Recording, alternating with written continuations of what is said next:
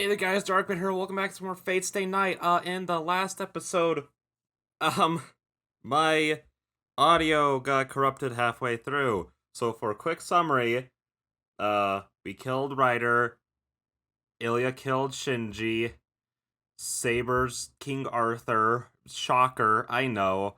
Um, we took her home, and Reen's all like, listen, if she's gonna live, you gotta start, like, having her suckle on people, and we're like, no. So yeah, that's the gist. Anyways, on to this episode. Arturia, the girl who had just finished her rite of passage, would be known by that name from that day on. I mean, she would be known by Arthur, but sure. It was a time of chaos and war. It began with the demise of an empire. An empire believed to be indestructible was only awaiting its destruction at the hands of invading barbarians. To prepare for the war against those barbarians, the Empire deprived this island country of military forces. That was the beginning. Once her country lost the Empire's protection, it could not escape becoming independent, and it broke into smaller countries in no time. The barbarian invasion. Self-destructive strife between clans. A long period of war that would later be called the Dark Ages. She was born into this period as heir to the throne. It was a long period of chaos. The king believed the Magus' prophecy and yearned for the birth of his appointed successor. But that child that was born was not the king. But the child that was born was not the one the king desired. The child was not a boy. Even if the child was fated to become a king, he could not make a child that was not a boy his successor. The girl was entrusted to the king's vassals and was raised as a child of a mere knight. The king fell into despair, but the Magus was delighted. The sex of the one who had become king had never mattered. He was confident that the fact of the girl being separated from the castle until the day of the prophecy was proof that she would become king. The girl grew up as the successor under the simple and wise old knight. The old knight did not really believe the Magus' prophecy. He just felt the same air from the girl as he did from his king, so he felt that he must raise her as a knight, and he wished her to grow. But the knight did not even have to wish for such a thing, as the girl trained day after day to become stronger than anyone. If only a king can save a ruined country headed for death. The girl swore to bear a sword for that reason alone, without ever being told to do so. So the day of the prophecy arrived. Knights and lords from around the country gathered to be selected as the king. Every one of them expected this selection to be through jousting. The most superior one was to become a king. But the only thing prepared at the place of selection was a naked sword stuck in a stone. I need to get my armrest up here. I know, way to kill the mood, bro. On the hilt of the sword was a golden inscription. Whoever pulleth out the sword of the stone is rightwise king, born of England. Many knights grabbed the sword, following that command, but no one was able to pull the sword out, and the knights began the expected method of selection by jousting. As the girl was only an apprentice, she was not qualified to joust. The girl near the deserted stone of selection and reached out for the sword without hesitation. No, you should think things through before you take that. When she turned around, before her was the most feared Magus in the country. The Magus said that she would no longer be human when she took a hold of the sword. The girl only responded with a nod. Becoming a king means no longer being human. She was prepared for that ever since she was born. In short, a king is someone who kills everyone to protect everyone. The young girl thought about it every night and shuddered until morning came. No day passed that she did not fear that fact, but the girl said that it would end this day. The sword was pulled out as if it were only natural to do so. The place was filled with light. In that instant, she became something not human. The king's gender does not matter. No one will care about the king's appearance, or even notice if the king acts like a king. Even if anybody noticed that the king was female, there would be no problem if she was a good king. Perhaps because of the sword's magic, the girl's growth stopped at that time as well. Many knights feared it as ominous, but most of them praised their master's immortality as divine. And thus, the time of the king who would become a legend started. The battles of the new king were indeed the acts of a god of war. The king always led from the front line. No enemies could stand in her way. Artoria, the god of war. There's no defeat for a body admired as a dragon in human form. For 10 years and 12 battles, she knew only victory. Those were the days she ran through as king. She never turned back and was never disgraced. She was raised as the king and fulfilled her obligations as the king.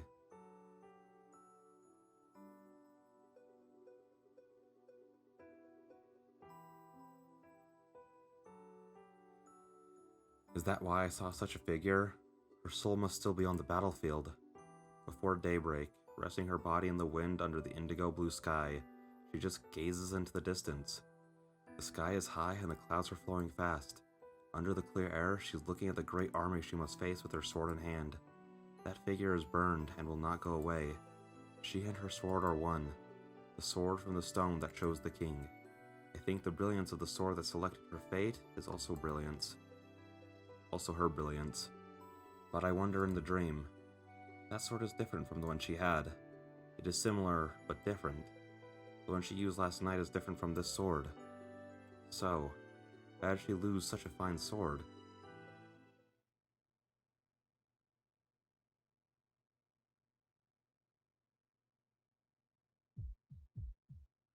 When I wake up, I'm in my room.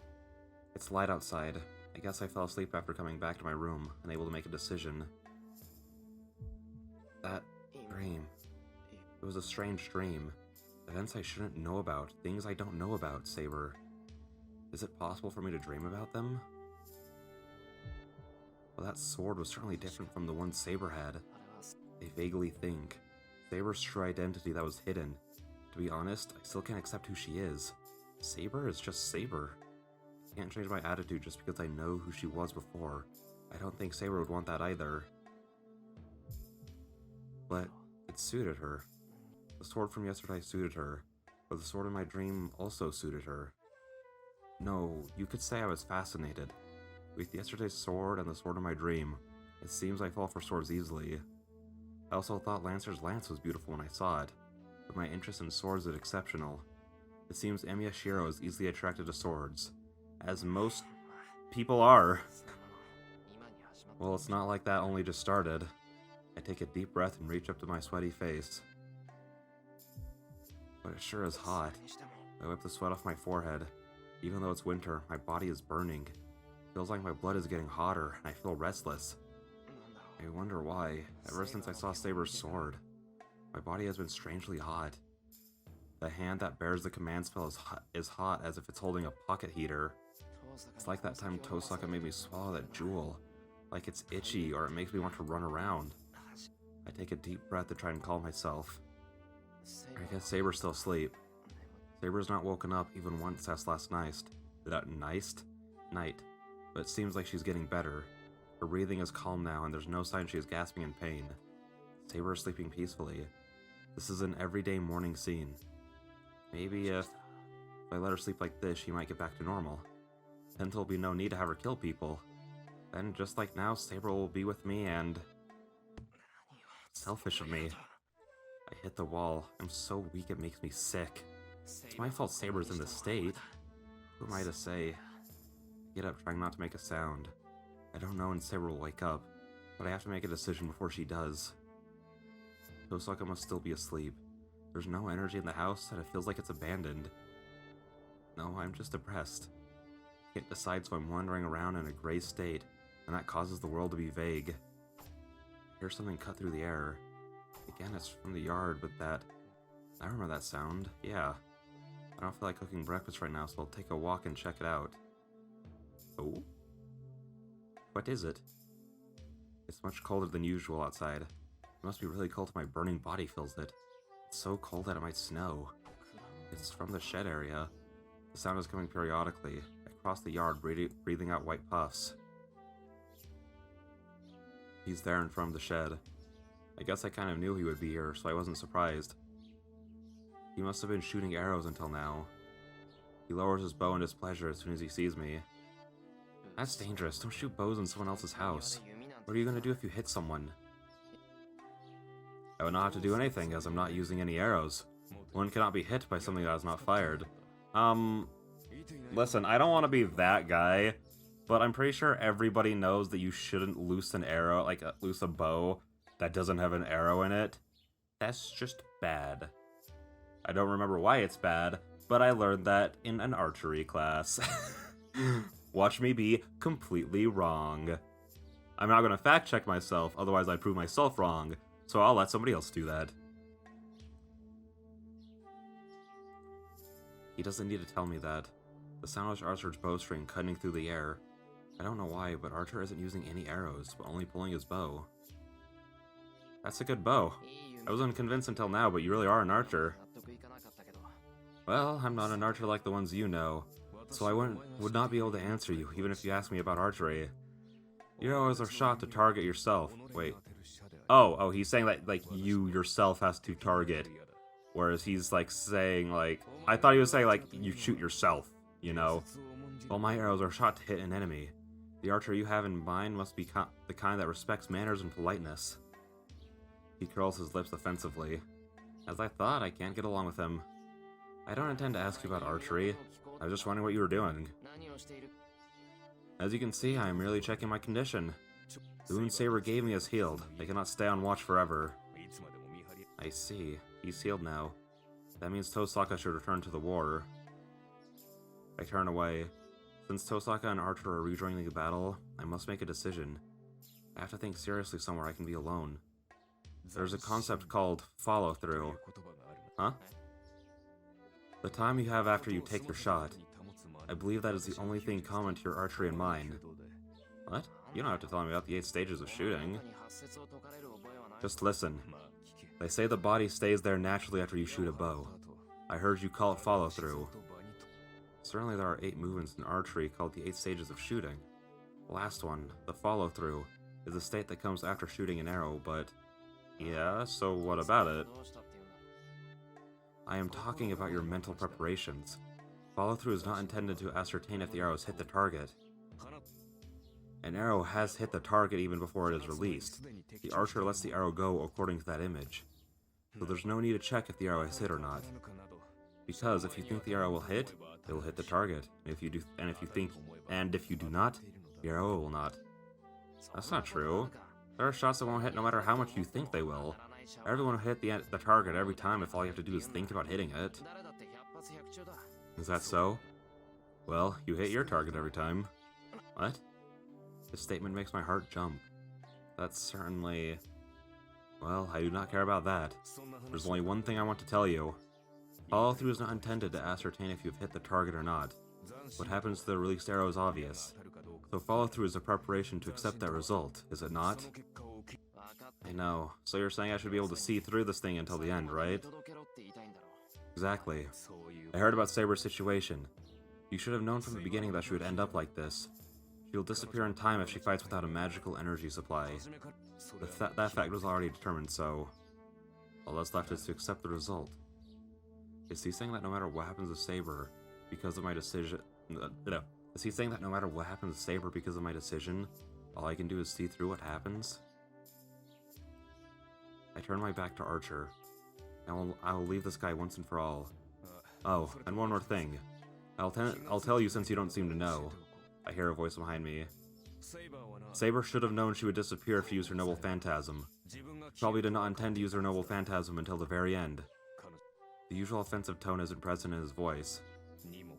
There's only one reason she used her noble phantasm in spite of that. She chose to protect you over her own existence. Never forget that. His voice holds only honest certainty. And I realize... Oh, is it his bow? I guess we'll just go through until wherever we're walking. Are we gonna, like, see Ilya? Anyways, I know that this is a little bit shorter than I usually do, but that's just because, I tried recording. So what's basically what happened with the last episode was, my computer ran out of space, which I didn't realize it was even remotely close to doing. So I didn't have any time over the weekend, which was when I was planning to record like a bunch of episodes. So I kind of have to make these next couple a little bit shorter so then I actually have episodes to put up. So sorry about that, but hopefully after Like, hopefully with these upcoming weeks, I'll hopefully be able to get, like, things back on track, and then we'll be all good. So with that being said, I will see you guys in the next one. Bye-bye. Hey there guys, Darkman here, welcome back to more Fate Stay Night. In the last one, we had a little talk with Archer about how, Saber only used her noble phantasm to protect us, which, you know, we kind of got, but Shiro needed to know that. And that was really about it. We also saw Artoria's, a dream of Artoria's about a little about her past. And yeah, not a whole lot happened, mostly just because I didn't have a whole lot of time. But now we're in the park, and I'm guessing we're going to run into Ilya, because this is like the only place we've been running into her outside of, you know, the street where she either kills us or tries to kill us. So far 50-50, it's either here or back on the street where we'll see her again. Anyways, the park is empty as usual. Maybe it helps that it's colder today than usual. There's no one around and it looks like I'm the only one out at this time. I sit on the bench sluggishly. I came to a deserted place as I wished to. Now that I'm here, I must decide what to do. There are no choices that allow me to postpone the problem. If I'm going to end the Holy Grail War by defeating other masters, I need Saber to stay. No, even without that, I don't want her to disappear. That means having Saber attack people like Ryder did. Yeah, I think she'd probably be, like, down with that. There's no way I can do that. Making Saber do such a thing would be like telling her to die. First of all, Saber would surely refuse. But when I hang my head, I see my left hand. I have 2 command spells left. If I use one, I can force Saber to follow my command. I have a question. Maybe this is saturation from Fate media that isn't this and Zero, but I thought that you could use, like, a command spell to, like, sort of, like, empower a servant for a short time. So, like, couldn't he theoretically use a command spell to give Saber more magic? Like, kind of, like, recharge her? It was, like, we kind of just be in the same position that we're at the very beginning of the story, but at least she would be in better condition, you know what I mean? I don't know if that's something that can happen in this. I don't know if they'll ever talk about it, because they haven't so far. Like, it could be something that comes up in one of the other routes. I don't think it does. But yeah. With that being said, I don't know where I was going to go with that thought. It was just a thought I was having, like, other ways we could get through this outside of, you know, the reason it's a hentai game. But anyways, I bite my lip and discard the ridiculous thought. I don't know how long I remained slumped on this bench, but just as my fingers started to tremble from the cold. Oh! I thought you were gone already, but you're here! I'm suddenly called. Lamau, I'm right. It is you, Shiro. It is you. Hello, Shiro. You have a serious expression. What's wrong? Ilya, you're here by yourself again? It's dangerous. You never know one of the other masters. As I start to say that, I'm amazed at my stupidity. Ilya is a master too. I shouldn't be worrying about this. And anyway, aren't we enemies? Sorry, I can't afford to talk to you right now. We're lucky to see each other, but I can't talk with you. It's going to get cold today, so you should go home. Sitting on the bench, I dismiss Ilya. There are things I need to talk to her about, but I have my hands full of Saber right now. What's going on? Ilya doesn't say anything and she just stares at me as if I'm a stranger. Ilya? No, I'm not trying to be mean to you. I'm really busy right now and... I know. Saber's going to disappear, right? And you're wondering what to do. Suddenly, the girl in front of me says this coldly, as if she is someone else. Ilya. It's stupid to worry about such things. That's why you let Ryder's master escape. All you have to do with the loser is kill them. All you have to do with the loser is kill them. I move my legs. I know it's bad to stay sitting down, so I'll put my power in them to stand up. What? What? No, are we... I don't know if this is gonna be a bad ending, or if this is just, like, the next part of the story. Because the only person in fighting condition right now is Archer. And if Hercules is here, Archer's gonna get body bagged by him, right? Saying as if Archer would actually come save us. But my body does not move as it's entranced by Ilya. Ilya... How do you know about that? I don't even need to tell you, right? I was at that building last night too. Well, I could only watch from inside the building. I try to move my arms and legs, but they won't move at all. No, it feels like they're stiffening. The more I put power into them. It's those eyes. Looking into Ilya's red eyes is making my body go numb and... Oh, you're bound already? You know, you don't have any protection, right? I thought it'd be easy to capture you if you're alone, but you're so cute falling for it so easily. Ilya, you...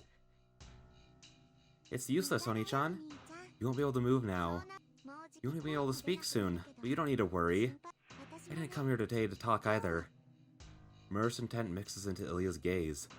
This is the same Ilya as that night, when she was the master of Berserker. Are you going to kill me here? Gritting my teeth, I gather all my strength, but I can't even twitch my fingers. Every nerve in my body is wrapped by Ilya's stare. Yep, because it doesn't matter if you're a master anymore, right? You'll be on your own since once Saber disappears, so I can't let you be a master. Once your means of fighting is gone, I can kill you easily. Ilya raises her hand. Her white slender finger touches my chest. Oh. I'm glad I found you before anyone else killed you.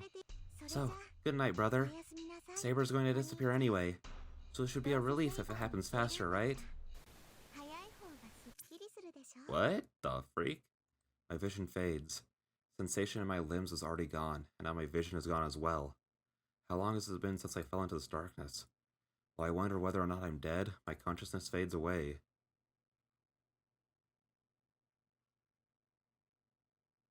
My body is burning. Even though my consciousness is deep in the darkness, my burning body is appealing that it is alive. I see. I guess I'm alive then. But even if that's the case, only for the moment. Ilya said it too. Once your means of fighting is gone, I can kill you easily. She's right. I can't fight at all without Saber. The Holy Grail War is a battle between servants. I cannot possibly match one of those servants. That fact has been proven many times already. Yeah, we already had that character arc. It was a merciless beating. As Saber said, my battle against a servant is to survive. I couldn't even do that. I was cut all over my body, and on top of that, thrown to the ground from a third-floor window. I only survived because of an abnormality in my body that I don't even understand. That fact is so vexing that it makes me mad. I cannot stop the disaster occurring around me just because the one in front of me was unbeatable. Even though I chose to fight. I chose to fight as a master to stop people getting hurt. I cannot protect them. It pisses me off. The superhero I've admired since childhood always has to win or it's meaningless. My body is burning. My body is demanding that I must win. But I don't have any means of winning nor a way to fight. How would I be able to fight? I don't have the skills to fight alongside Saber without being a burden to her. That is a mistake as well. Miyashiro is not fit for fighting. Because your fight is supposed to be a mental fight. A fight with your own self. Suddenly, I remember the back of the man who said those words. Miyashiro has no chance of winning if it comes down to fighting. None of your skills will be of any use against a servant. I know. I realize that more than ever now. In that case, at least imagine it. If it is an opponent you cannot match in real life, beat it in your imagination. Wait, is this Archer talking? You cannot beat it yourself? Imagine something that you could beat it with. He doesn't need to tell me something I already know. If I'm going to win, it'll only be in my head. But what could I win with? I can't imagine myself beating a servant. I can't handily deceive myself and Yo, wait, oh, I think I know what's coming. I can't handily deceive myself, and an image created by deceiving myself will be full of flaws. There's no way I'll be able to match a servant, a first-class illusion with such a third-rate image. So, what will be able to beat? What will I be able to beat? And what will I beat it with? I'm searching for the answer to that question. Hehehe. Searching for the answer even now. A golden sword. The sword for her alone. I don't want it myself. It's just beautiful. I just want to hold it in my hands if it's permitted. Geez, it's a bad habit for an amateur magus. Since all I can do is examine the contents, I see such dreams unsuitable for my position. But if this is a dream, I should be allowed to at least think about it. First, I assume the basic structure and reproduce the composing material. Oh, basic form for when I would use the strengthening magic isn't enough as I thought. Strengthening is a change, something that's already there. It's changing something that's already there, so it's meaningless with something that isn't there at all. So if I'm able to remember that sword, I have to put more effort into it. It's well before the basics. It's a process full of waste that I came up with before Kritsugu taught me how to use the strengthening magic. How was it supposed to take shape?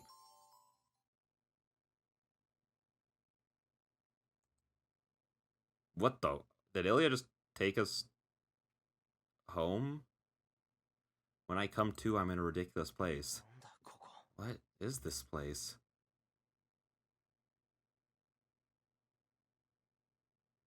This isn't some place I've never seen. This isn't just some place I've never seen before. It has a bed with a gorgeous canopy and a long carpet that makes it look like you could sink to your ankles. A stone fireplace that is not just decorative, but actually functional. The patterns on the wall aren't just wallpaper, as they are actually engraved. I'm used to mansions like Shinji's house, but this is on a different level. It's embarrassing to say this, but this is like a castle you'd read about in fairy tales. My mind almost falls unconscious. My body is strangely heavy. Is my blood circulating poorly? I feel like I'll fall asleep again if I let my guard down. What happened? I try to remember with my hazy mind. Oh yeah. I was bound by Ilya and lost consciousness. I'm caught by Ilya, huh? No one is in the room. My body feels heavy, but it seems I could at least raise my arm. Whoa! I'm tied up. Whoa, whoa, whoa, whoa, whoa, whoa, whoa, whoa, what is happening? My mind, when I said I think I know what's about to happen, this was not it. My dazed mind instantly awakens. Realizing the danger I'm in, I study my situation first. Sitting in a chair, and my hands are bound behind my back. Handcuffs. No, they're just tied with rope. I'm not in the worst condition, but it makes no difference to the fact that I cannot move. My body is still numb, and I can't even get up with my hands tied. How long has it been? Clock? No, I don't see one as expected. There's no clock in the room. The window is behind me. I turn around as much as I can, but the curtain is draped over it, and I can't quite tell what's outside, but the sun has already set outside. I met Ellie in the morning, so that means at least half a day has passed. I can't be doing this right now. I don't know where I am, but I have to go home to Saber as quickly as I can. Saber is weakening. I can't trouble her by letting her know I've been kidnapped. I pull up my hands. Even if I am to run away, I have to do something about the rope tied behind my back first. The door opens. I release my power at the same moment as she walks in. Oh, you're finally you're finally awake. Good morning, brother. How are you feeling? Ilya is acting totally different from before. Her cold eyes are gone, and the Ilya before me is the white girl, who was talking to me in that park the other day. What's wrong? You don't seem energetic. Does your body still not move? That's odd. You should be able to talk by now. She looks at me, tilting her head. It looks like she's just worried about me. I'm fine, I can talk. And my head's clear enough to know that I've been captured. I glare at Ilya. Are you dissatisfied? We usually put our captured enemies in the dungeon. But I felt bad about doing that to you, so I brought you into my room as a special exception. Ilya looks displeased. I don't know if I should be thankful or not. But anyway, I'm starting to understand the situation I'm in. I get the situation. I'm captured and this is your place, right? I say so, sharply, killing my emotions. As long as I don't know the full details of the situation, I should listen for now. This is one of my biggest gripes with, just stories, I guess. Now, okay, I need to clarify, one of my biggest, gripes with, criticism is when people are like, why doesn't X character act 100% logically at all times? And it's like, well, if you did that, then every single character would just be the exact same, and most people in real life don't ever act based on emotions. I mean, don't ever always act based off of logic. I feel like most decisions are based on emotion. But the one exception to that rule for me is why when people are captured, why don't they just kind of go along with the person who's captured them? Or something? Just, like, to try and make sure that you don't get, like, tortured or something. Like, Shiro could just be a little bit less, like, killing my emotions, I will be mean to her, like, sort of things. Because, like, not that she doesn't deserve, like, him, like, not, like, being nice to her. It would probably make life a lot easier for him. That's right. I told you before that I live in a castle in the forest. This is a castle in a big forest, and there's nothing around here. It takes a few hours by car to get to the town you live in. Nobody will come to save you, nor will there be any nuisances. I see. I get that, but why did you do it? If you wanted to kill me, you could have done it so at the park. Why? I don't intend to kill you, Shiro. You're mine. I'll kill the other masters, but you're special. That's why I locked you up here, so there won't be any interruptions. Oh. Takeuchi sure did get better at the suicide profiles over time. Cause, these don't look great. I automatically lean back. Ilya puts her face close to mine, as if not caring about my feelings. Hey, Ilya. I know it's indiscreet, but my heart's beating fast from the weight of Ilya on my legs. Even though she's not heavy, she feels so alive that I can't think straight. Yeah? Like I thought, Shiro is special. Hey, you want to become my servant? If you're going to be my servant, I won't have to kill you. All you have to do is nod, and I can spare you. She says so in a fawning voice. This is nothing half-hearted. Ilya's words are so pure that I won't be able to take it back if I nod. If I do betray her, all that purity would probably turn into hatred. Freak! With Ilya so close to me, my confused mind freezes. This isn't just like that she likes me. This isn't just that she likes me. Ilya's question is asking me if I want to live or die. You don't even need to think about it, right? You don't have Saber already. You don't have any way to fight. So it'll be useless to stay as a master now. No. Saber hasn't disappeared yet. I won't let that happen. Oh yeah? But she'll be killed easily in her condition. It's fine, you can just stay here if you're going to stay here forever. If you're going to stay here forever, I'll protect you forever too. Ilya snuggles up to me.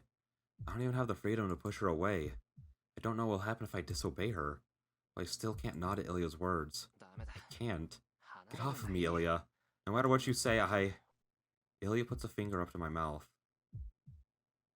The girl smiles and looks up at my bewildered face. Jeez, you don't get it, do you? Look, you're just a bird in a cage right now. It's my decision if you live or not, so you shouldn't say anything to make me mad. I've waited for 10 years. It's too boring to just kill you here, right? What? Her voice sounds like a girl who wants a toy. I gasped, sensing a cruelty that sends chill up my spine. This is your last chance, brother. I'll ask you one more time. She looks up at me, full of hope. Shiro. Oh, I don't like it that it's a child saying this. Okay. Shiro, be mine. Ilya says so as if allowing no refusal. No,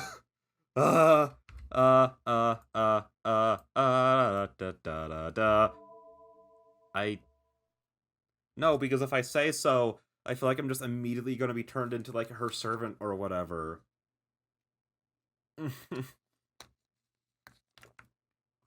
But if I say no, she'll just kill me. I can't do that. I don't even need to think about it. I sure did. And I can only take so much. Why does everyone think that Saber is disappearing? Saber won't disappear, and I'm going to fight with her until the very end. I can't undermine that oath with someone like this. With something like this. Ilya, I can't do what you're telling me. I have Saber. As long as I have Saber, I will only fight as a master. I hear her gasp. Her red eyes open for an instant, like rigor mortis. I see. You're going to betray me too, huh? Ilya backs away. The girl looks down at me, not getting upset. Fine. If you won't listen to me, I won't listen to you either. I've let you guys off up until now, but I'm done with that. Ilya's voice is filled with murderous intent. I feel an ominous tone to it. Wait here. I'll be done right away. Hold on. What are you going to do, Ilya? I'm going to go kill Saber and Rin. You'll regret your action a bit if I kill them, right? What? Don't say such a stupid thing. Saber and Tosaka have nothing to do with this. I'm saying I can't be with you for my own reasons alone. Is that so? But I'm going to kill them anyways. You'll be next, Shiro. I don't need you if you're not going to be mine. She starts to go. She's serious. She's going to go kill Saber and Tosaka. And Ilya will probably manage that easily. And Ilya, yeah, did I say Ilya or Tosaka? And Ilya will probably manage that easily. Don't do it, Ilya. They have nothing to do with this. I'm the one you captured, so just kill me if you hate me. There's no reason to kill them. There is a reason. I can't let other masters live. That's the Holy Grail War, right? Idiot. Don't say you're gonna kill people that easily. It doesn't suit you. You're still a child, so you can't do such things. After looking at me in amazement. Too bad. I already killed a master, Oni-chan. Ilya says so with a cheerful face. It was only yesterday, though. It was unexpected in a way, since I thought you were going to kill him. What? At that moment... Sorry, I have something in my eye I need to get out.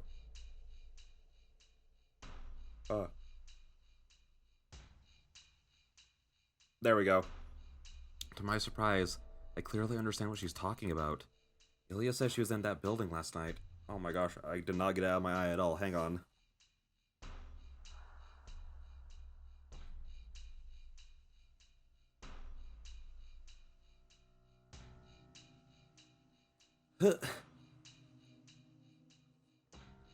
Ilya says she was in that building last night. Wait, to my surprise, I clearly understand what she's talking about. Ilya said she was in that building last night. So, wasn't the master fleeing in front of her the perfect prey? Ilya, you... I'm sorry. I did it because you didn't. I don't like snatching things, though. It doesn't sound guilty at all. For Ilya, it must have been nothing at all.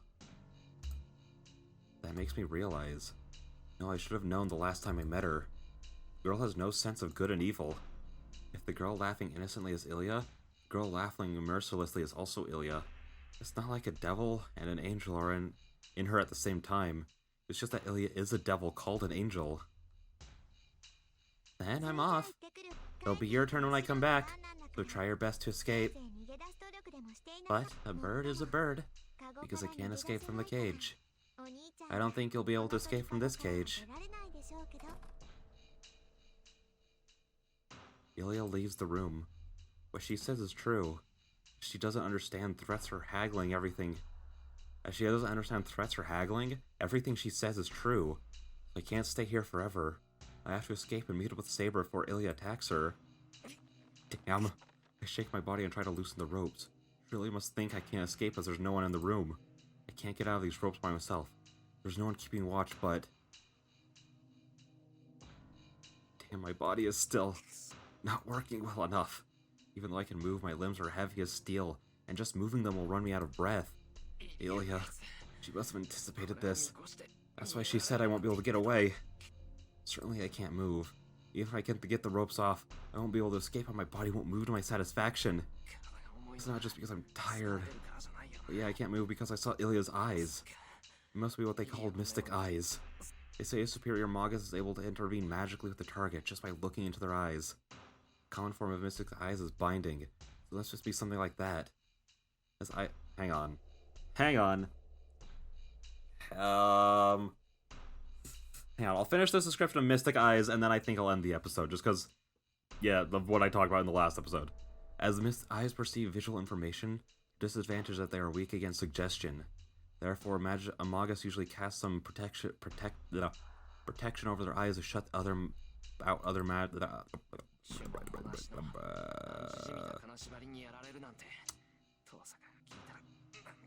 As eyes perceive visual information, their disadvantage is that they are weak against suggestion. Therefore, a Magus usually casts some protection over their eyes to shut out others' magical energy. There we go. Who knows what Tosaka would say if she found out I was bound by suggestion, without even casting a spell. Well, they're just mystic eyes are acquired with the use of magic. But I hear that monsters born with such eyes don't even need to look at their eyes of the target. These people exhibit their ability just by looking, but I hear such powers are rare. So, fortunately, it doesn't seem like Ilya's mystic eyes are the special kind. This is just an intervention, sending her magical energy through my body. Then there is a way to dispel myself. I can't move my body because of Ilya's magical energy is invading my nerves. So if I remove that magical energy, I'll be able to move again. It's simple. If mud is collected, all I have to do is wash it out with water. And with that being said, I'm going to end the episode, because I literally said in the last episode that I want these to be slightly shorter for the next couple, just so that I can actually have time to record enough. But then this one ended up going longer than we usually do, so I've just kind of met back in the middle again. With all that being said, I am so curious to know what's going to happen, just because how the freak are, how are they going to survive freaking Berserker and Ilya attacking them? Like, they curb stomped us so hard last time. And this time we're just in a worse position, because both Shiro and Saber are out. So, but yeah, with all that being said, I will see you guys in the next one. Bye-bye. Hey there guys, Darkman here, welcome back to more Fate Stay Night. In the last one, we were captured by Ilya, taken back to her castle, and then given the choice to become her servant or not. And we said, haha, no, the other option scares me more. So that's probably something we'll go over in a bad end video. I'll probably just do like a bad end video at like the very end of the visual novel, just like, because there are a few parts that I have like in a notepad and I'm like, I feel like that's a bad end if we pick the other option, so I'll just have it saved. And then that one I feel like is obviously a bad end. So yeah, we'll go over it then. Yeah, did anything else happen? Ilya's currently going after Osaka and Saber to try and kill them. Cause she's a little jealous. Also, you know, we're kind of in a war where she has to kill them, but it's definitely only the jealous part. That being said, this is the third episode I'm recording in a row, so if my voice is a little by the end, I do apologize. I plan to take a small break after this, maybe watch the first episode of Spy X Family, just because I haven't watched an anime in a long time, and that one looks really good, so I might just watch an episode of it as a break before I record more. So yeah, with that all being said, let's just jump into it at almost 2 minutes in. Closing my eyes, I concentrate on the inside of my body. I don't have the skills to detect or remove someone else's magical energy from within me, but such skills are unnecessary if the magical energy is not rooted in my body. If Ilya's magic energy is stagnant in my body, all I have to do is channel strong magical energy through me and push it out. Sorry, it's a violent method, but it's all I can do. I apologize to my body as some consolation. All I have to do is my daily routine. The ritual where I drive in a nerve into my back. The ritual where I drive in a nerve into my back. No, it's not that anymore. There's no need to make a new one now. I can just push a switch inside of me. I don't have to make a magic circuit inside of me, as I just have to switch my nerves into a magic circuit. Trace on. I cast a spell to suggest myself. Spells do not do anything to the world. It is only something that one casts on oneself as one intervening with the world. Words are the best way to make your body transform. An order that only works on the self to create a divine mystery. A very simple magic called spell. Basic structure analyzed. My circulation speeds up. My blood gains power. My body turns into a device for pumping magical energy. It must be assistance from that jewel Osaka made me swallow. The creation of magical energy that usually takes me an hour only takes an instant. Composition analyzed. I don't even need to push the switch. I can just let the magical energy circulate and let my hands go. Well, I say push the switch, but I still haven't figured out where the switch thing is. The heat goes wild, calmly controlling my speeding heartbeat. I let my hands go for the spinning cord. Blood spills out of my mouth. Some veins must have been cut or something. Must have been wrapped inside of me. I channeled enough magical energy to wash out the mud inside of me, so it's fortunate if I only end up coughing up blood. And to add to that, I don't feel any pain.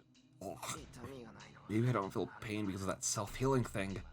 It's an abnormality I don't understand, but I'm just happy to have it at times like this. It's my greatest and only strength for any wounds to heal if they're not fatal. What should What I should be careful of is relying on it, because the cause is unknown. If I get myself injured, relying on the healing might go away the next time. So I shouldn't rely on such a vague miracle. Alright, the rope next. I loosen the rope. My wrists are bruised, but my hands aren't tied tightly. I don't think it was Ilya that tied me up, but it wasn't tied too tightly.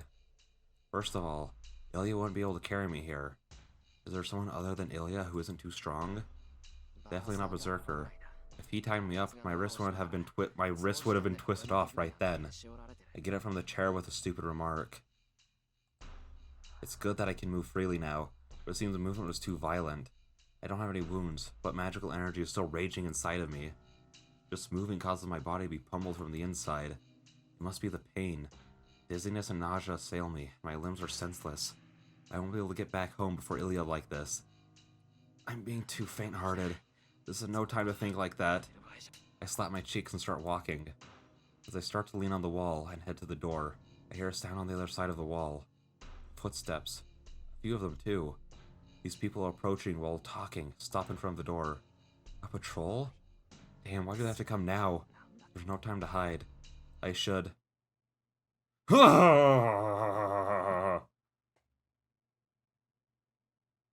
Unironically, the first thing that I thought of in this situation was go back to the chair, pretend like I'm still tied up. But I feel like they're gonna kill me. I don't know why, but I'm pretty sure it's her maids. And I just feel like they're just gonna kill me. We can't fight, because I know for a fact that they're super strong. So one of them could no-diff me right now. Even if the chair was in, like, prime condition. I'm in no condition to fight. I'll sit in the chair and pretend to be tied up. How about the bed? I don't think hiding under the bed will work. I feel like there'll be a thing where, like, I'm hiding under it, and then, like, he's gone. I wonder if he's under the bed, and then they'll, like, stab, like, a giant spear through the bed and impale me or something like that. So I'm gonna go ahead and... I already know that this one isn't a bad end, so I'll just save over that. I'm in no condition to fight. I'll sit in the chair and pretend I'm tied up. I have no time to think. I don't have a chance of winning with this body, so I should avoid fighting until I feel better. Right. I cross my arms and try pretending that I'm tied up. The door opens. Is it Ilya or someone from the castle? Well, that's not all you do. You should pick up the ropes and kind of vaguely put them back around your wrist or something as they're behind your back. Just something. A little bit of effort, not just cross them behind your back. Anyways, just before the person enters the room, I manage to sit down in the chair and put my arms behind my back. What?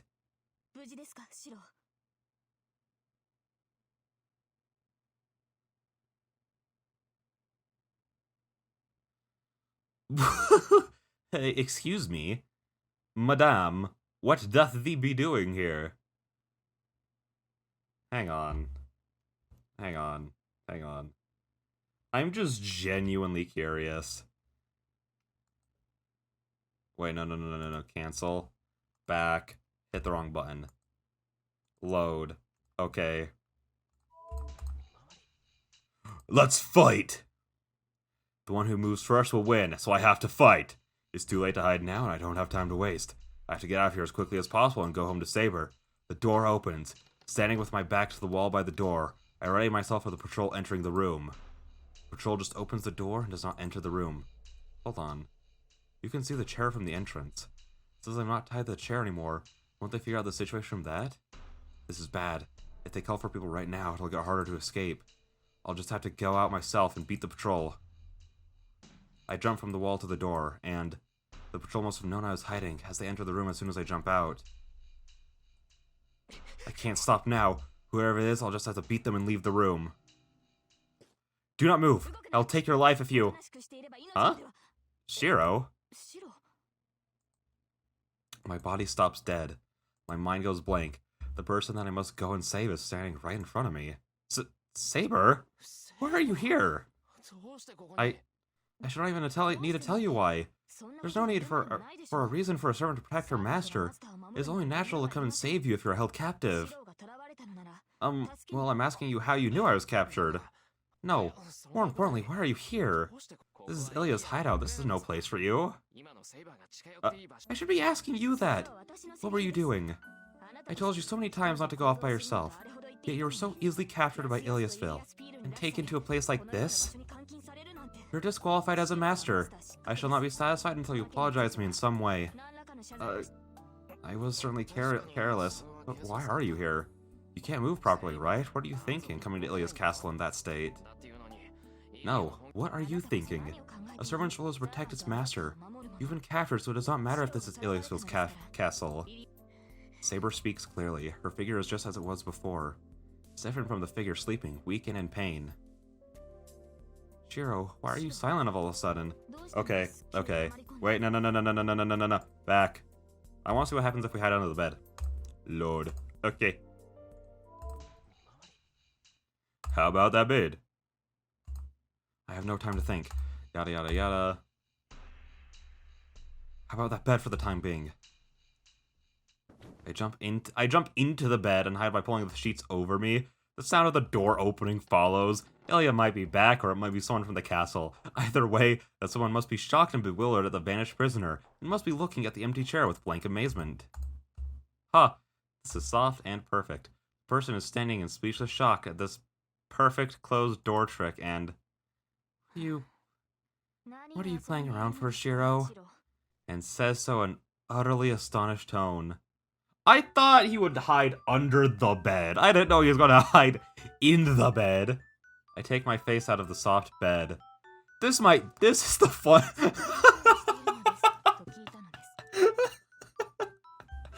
This is easily, like, listen, this tries a little hard to be funny at times. A little too hard, I think. And usually, 90% of the time, 95% of the time, it's just not. But that is really funny to me. I asked you what you were doing there. I do not want to think this. You do not tell me that you intended to hide in there. I climb out of the bed. Actually, I was hiding. I ask her with my eyes whether I was being naive. Beyond belief. If I was the enemy, I would cut you in half without mercy. I'm unable to answer back. I think I just showed her something really embarrassing. Well, Saber, why are you here? Okay, so yeah, they kind of all look like they end up at the same point. So I'm just gonna go back to my original answer. Click. Yada yada yada. I'm stunned. I seriously wonder if I can go. Oh. You are tied up. I will untie you, so... Oh, no. The rope isn't tied. I stick up my hands to show her. I do not understand. Were you not held captive here? Well, I managed to free myself and I was about to escape. But someone came, so I pretended to still be captured. I see. You try to take the enemy's guard down and make your escape more certain. Saber is impressed. Well, I won't tell her that I didn't think about what to do after that. Saber. You're Saber, right? Saber and not an illusion, right? I get up and touch Saber. Oh. Shiro, please hold on. If you touch me like that... Yeah, you're real. Oh, but why are you here? I should not even need to tell you why I am here. There's no need for a reason for a servant to protect her master. It is only natural to come and save you if you are held captive. I like that one the best. Well, I'm asking you how you knew I was captured. I should be asking you what- okay, yeah. Some of this is very similar. You're disqualified as a master. I was certainly careless, but why are you here? You can't move probably. How are you moving in that state? No, what were you thinking? A servant's role is protector of a master. You have been captured. So it does not matter if this is Ilyasville's castle. Saber speaks clearly. Her figure is just as it was before. It's different from the figure sleeping, weak and in pain. Shiro, why are you silent all of a sudden? Did you suffer any wounds while you're held captive? Shouldn't he be covered in his own blood since he coughed it up on himself? Oh, no. That's not it. I'm fine. More than that, I'm glad you look well. I really regained my peace of mind. I'm surprised Saber's here, but I'm happy she's back to normal. It's just selfish prejudice, but I think Saber is meant to act like this. I'm sorry, Saber. I don't quite understand. But you came to save me, right? Yes. It is only natural for a servant to save her master. Thank you. You're a godsend. I'm glad. Oh, I'm glad. There's no problem now. All that's left is to escape with Saber and... Hey, why can't I see Tosaka? Tosaka? Is she really seriously there? You seem to be doing better than I expected. Maybe there's no need for us to come, huh? That is what I said, Rin. You should have left Amyashiro be. This kind of man causes trouble for the people around him and survives. This was a good opportunity. He would have died. This was a good opportunity. He would have died if you had abandoned him. This is inexcusable, Archer. I am the one that asked for help, but you do not have the right to insult Shiro. You act like that now that your master is safe, huh? The master's like this, and the servant's the same. I guess you have no respect for your allies. Well, we are to fight eventually. It'll be easier to fight then if no feelings are held. Saber falls silent as if he hit a sore spot. This guy. Does he not get along with Saber either? That's it. You still remember the situation we're in, right? We don't have time to stand around chatting. We have to retreat before Iliasville gets back. Hold on a second. Did you guys come here knowing this place is Ilya's castle? No, first of all, Ilya went out intending to kill them. Then does that mean Ilya and Tosaka missed each other then? That's okay. I think Ilya's heading to my place now. If you guys didn't come here, I think you would have ended up fighting her. Yes, it seems so. I confirmed Ilya and Berserk are leaving. Well, we wouldn't have come in like this if it wasn't for that. I see. Tosaka took such drastic measures because she knew Ilya went outside. She's as direct as ever, but they turned out for the best this time. Anyways, we'll talk later. I came prepared when I realized this was Einsburn's base. It would be great if we don't have to meet them. We can't match Berserker anyway with Saber in that state. Tosaka steps between me and Saber. Tosaka, what do you mean by Saber's state? She looks fine and she's just like normal. Hey now, convenient things like that never happen. Saber hasn't healed at all. Can't you tell that just by looking at her? That she's barely even standing? Rin, I thought you promised not to talk about that. Sorry, I'm going back on that. It's bad to hide it, and it's not something we could keep from him anyway. That is true, but... Saber hesitates painfully. That makes me realize that her condition has not improved at all. Saber, is that true? Yes. What Rin says is true. It is embarrassing, but I cannot fight a Saber right now. All I will be able to do is be your shield. That's what I thought. You wouldn't listen, and you wanted to come with us when you can't even arm yourself. I bet she intended to protect her master instead of fighting. Well, to be fair, her coming with you guys is quite literally objectively better than just waiting. Because if Rin and Archer had come and just left Saber home, she would have had to stay there alone, in a state not able to fight Berserker and Ilya. So, you know. What? My breathing stops. What is that? She's so weak she can't arm herself? What ridiculous things is she saying about being my shield? I am sorry, Shiro. I know I'm a failure as a servant, with a body like this, but I am able to act as a shield. I am sure you are dissatisfied, but please accept Wait. But please accept that for now. That's it. Why do you always say such stupid things? Don't kid me. Of course I'm not satisfied. Tosaka, why did you bring Saber? Don't you know Saber's more important than me? What? I objected too, but Saber didn't listen, and only Saber knew where you were anyway. I knew it was dangerous, but I still needed Saber. But still, I start to yell that she shouldn't have brought her, but I stop myself. I'm in no position to criticize Tosaka. The root of all this was me getting captured. Tosaka and Saber just did what they thought was right. Disputes are good, but you should stop for now, Rin. The Master will be sensitive to changes in her dwelling. We do not have time to explain things in our leisurely fashion. You're right. The Iliasville should be hurrying back by now. Alright, we'll leave the conversation until later. We have to get out of this castle first. That's okay, right, Shiro? Shiro, we should... Well, but... If Saber is like she was last night, isn't it difficult for her to even walk? I can't let Saber push herself if she's in that state. Honestly, It seems you take me too lightly. Huh? Saber? Even though my magical energy is depleted, I can fight better than you, Shiro. Me, you seem to be the one about to disappear. I do not think Rain has noticed, but your magical energy is disrupted, correct? Oh.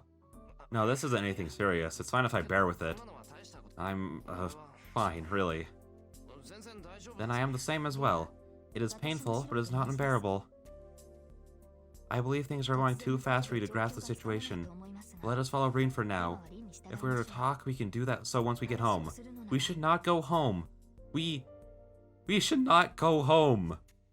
We should wait until we know that it's completely destroyed after Berserker rips it apart.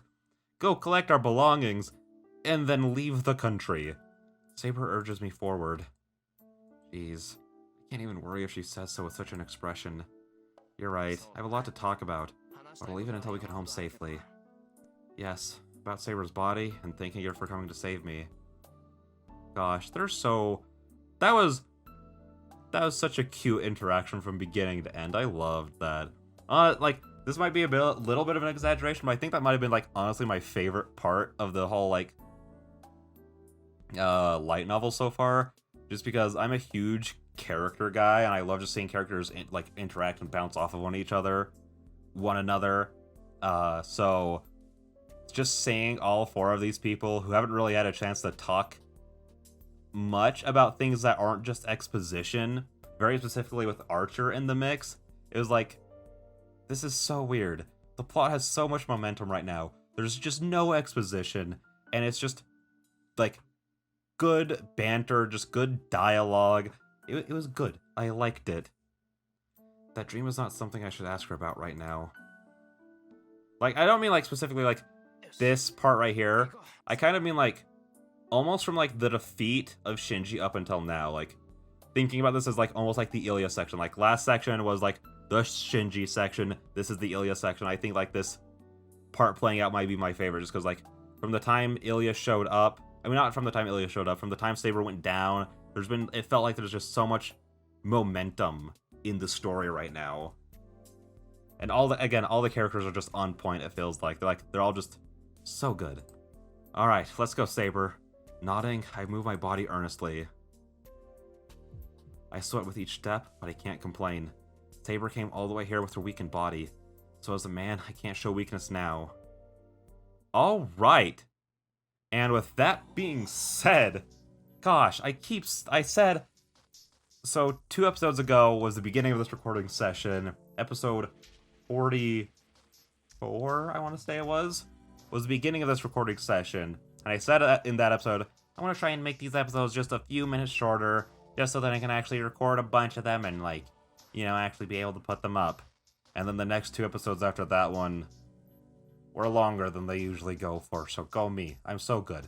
So yeah, with all that being said, I will see you guys in the next one. Bye-bye. Hey there, guys. Darpin here. Last time, everyone broke into Ilya's place, and by everyone, I mean Saber, Rin, and Archer came to save us. Honestly, the last episode was the hardest. Just the hardest. I don't think I've, like, actually, like, laughed at something in here. I think I've laughed at jokes I've made during this. Maybe I laughed at 1 or 2 things in here. But last episode, I was laughing. It was so funny. This is still the same recording session as last time. I did take a break and watch, like, 2 episodes of the first 2 episodes of Spy Family. It's so good. It was so good. I was not expecting anything from it. I knew everyone was saying it was good, but I didn't know how good it was gonna be. I think at this point there's like 6 episodes out, and after I record this, I might be catching up, man. I don't know. Anyways, back to Fate, the thing you're here for.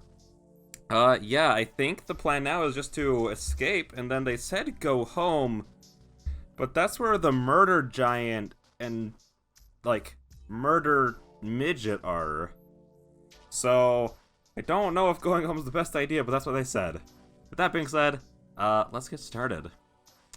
Wow. As soon as we leave the room, I gasp. Is this a hallway? From this museum-like hallway, I guess the building is really big. Hey, this is no time to be fascinated. Even if we leave the castle, there's a big forest outside. If we don't hurry, it'll be morning. A big forest?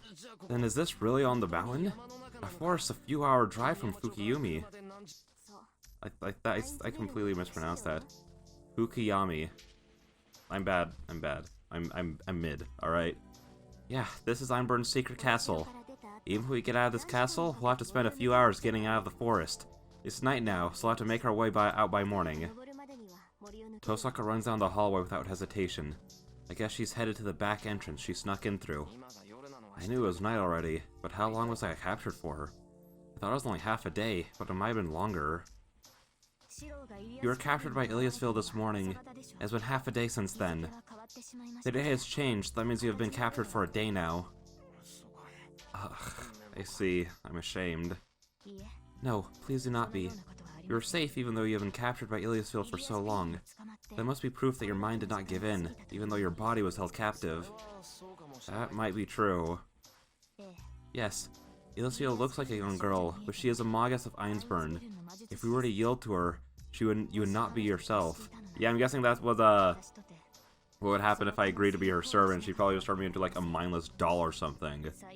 Which seems pretty counterintuitive to her wanting people around, because why would you want people around if you just turn them into slaves? Like, I thought that's why she doesn't really like her maids, but maybe I'll come to understand more. I mean, I bet I will, so... It's not like I did not consider that possibility. I came to this castle prepared to find you dead, in the worst case. I need to move my pop filter, so I apologize for just a moment. There we go. So I'm glad to see you again. Since my master is safe, I cannot lose either. Saber says so with a faint smile. I feel the same way. I was so worried, wondering whether Saber was alright. Hey, are you really trying to escape? I'll go on ahead if you're too slow. Tosaka yells at us from the corner ahead. God, this is no time to be talking. Let's hurry, Saber. I run, urging Saber on as well. Every step brings unpleasantness and pain as if boiling water is pouring into my veins. But I can run if I grit my teeth. Forcing my aching body to move, I follow Tosaka. Saber is running behind me as if escorting a sick person. She must be in pain. She's acting firm, but Saber is in no condition to move properly. Saber, if you're in pain... I stopped myself from asking if she needs a hand. If I said that, Saber would stubbornly try to run on her own. I should just watch for now. If Saber looks tired enough that she can't make excuses, I can carry her then. Saber is really troublesome. This stubborn girl won't rest until I do something that forceful. And so, following Tosaka's lead, we reach the exit of the castle. This is the main entrance, Tosaka? Why are you saying something so obvious?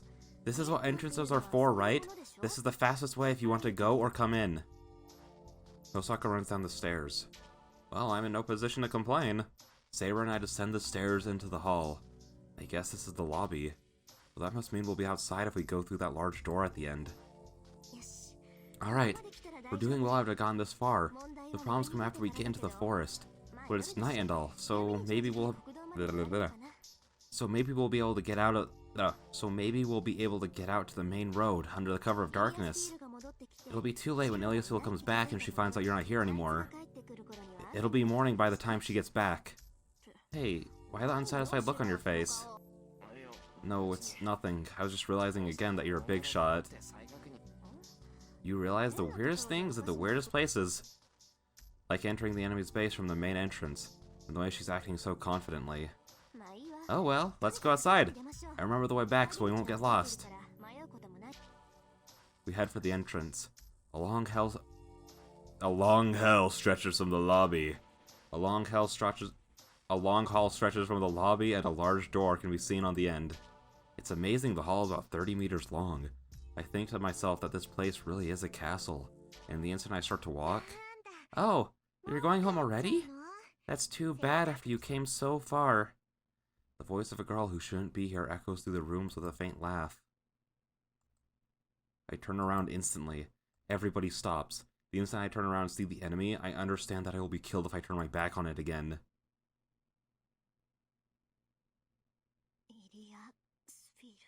Iliasville. Tosaka's voice is shaking. Across the hall, on the stairs we came down to something that should not be there. It's strangely like the time before. Ilya is standing above us with the Berserker standing behind her. Berserker's presence is overwhelming. As I feel the servant's strength now, I can understand how much of a monster he is. How absurd. He's not at a level Saber could match even in her normal condition. It probably won't even be a fight. That thing is not something that can be beaten in battle. Defeating Berserker means eliminating it without fighting it.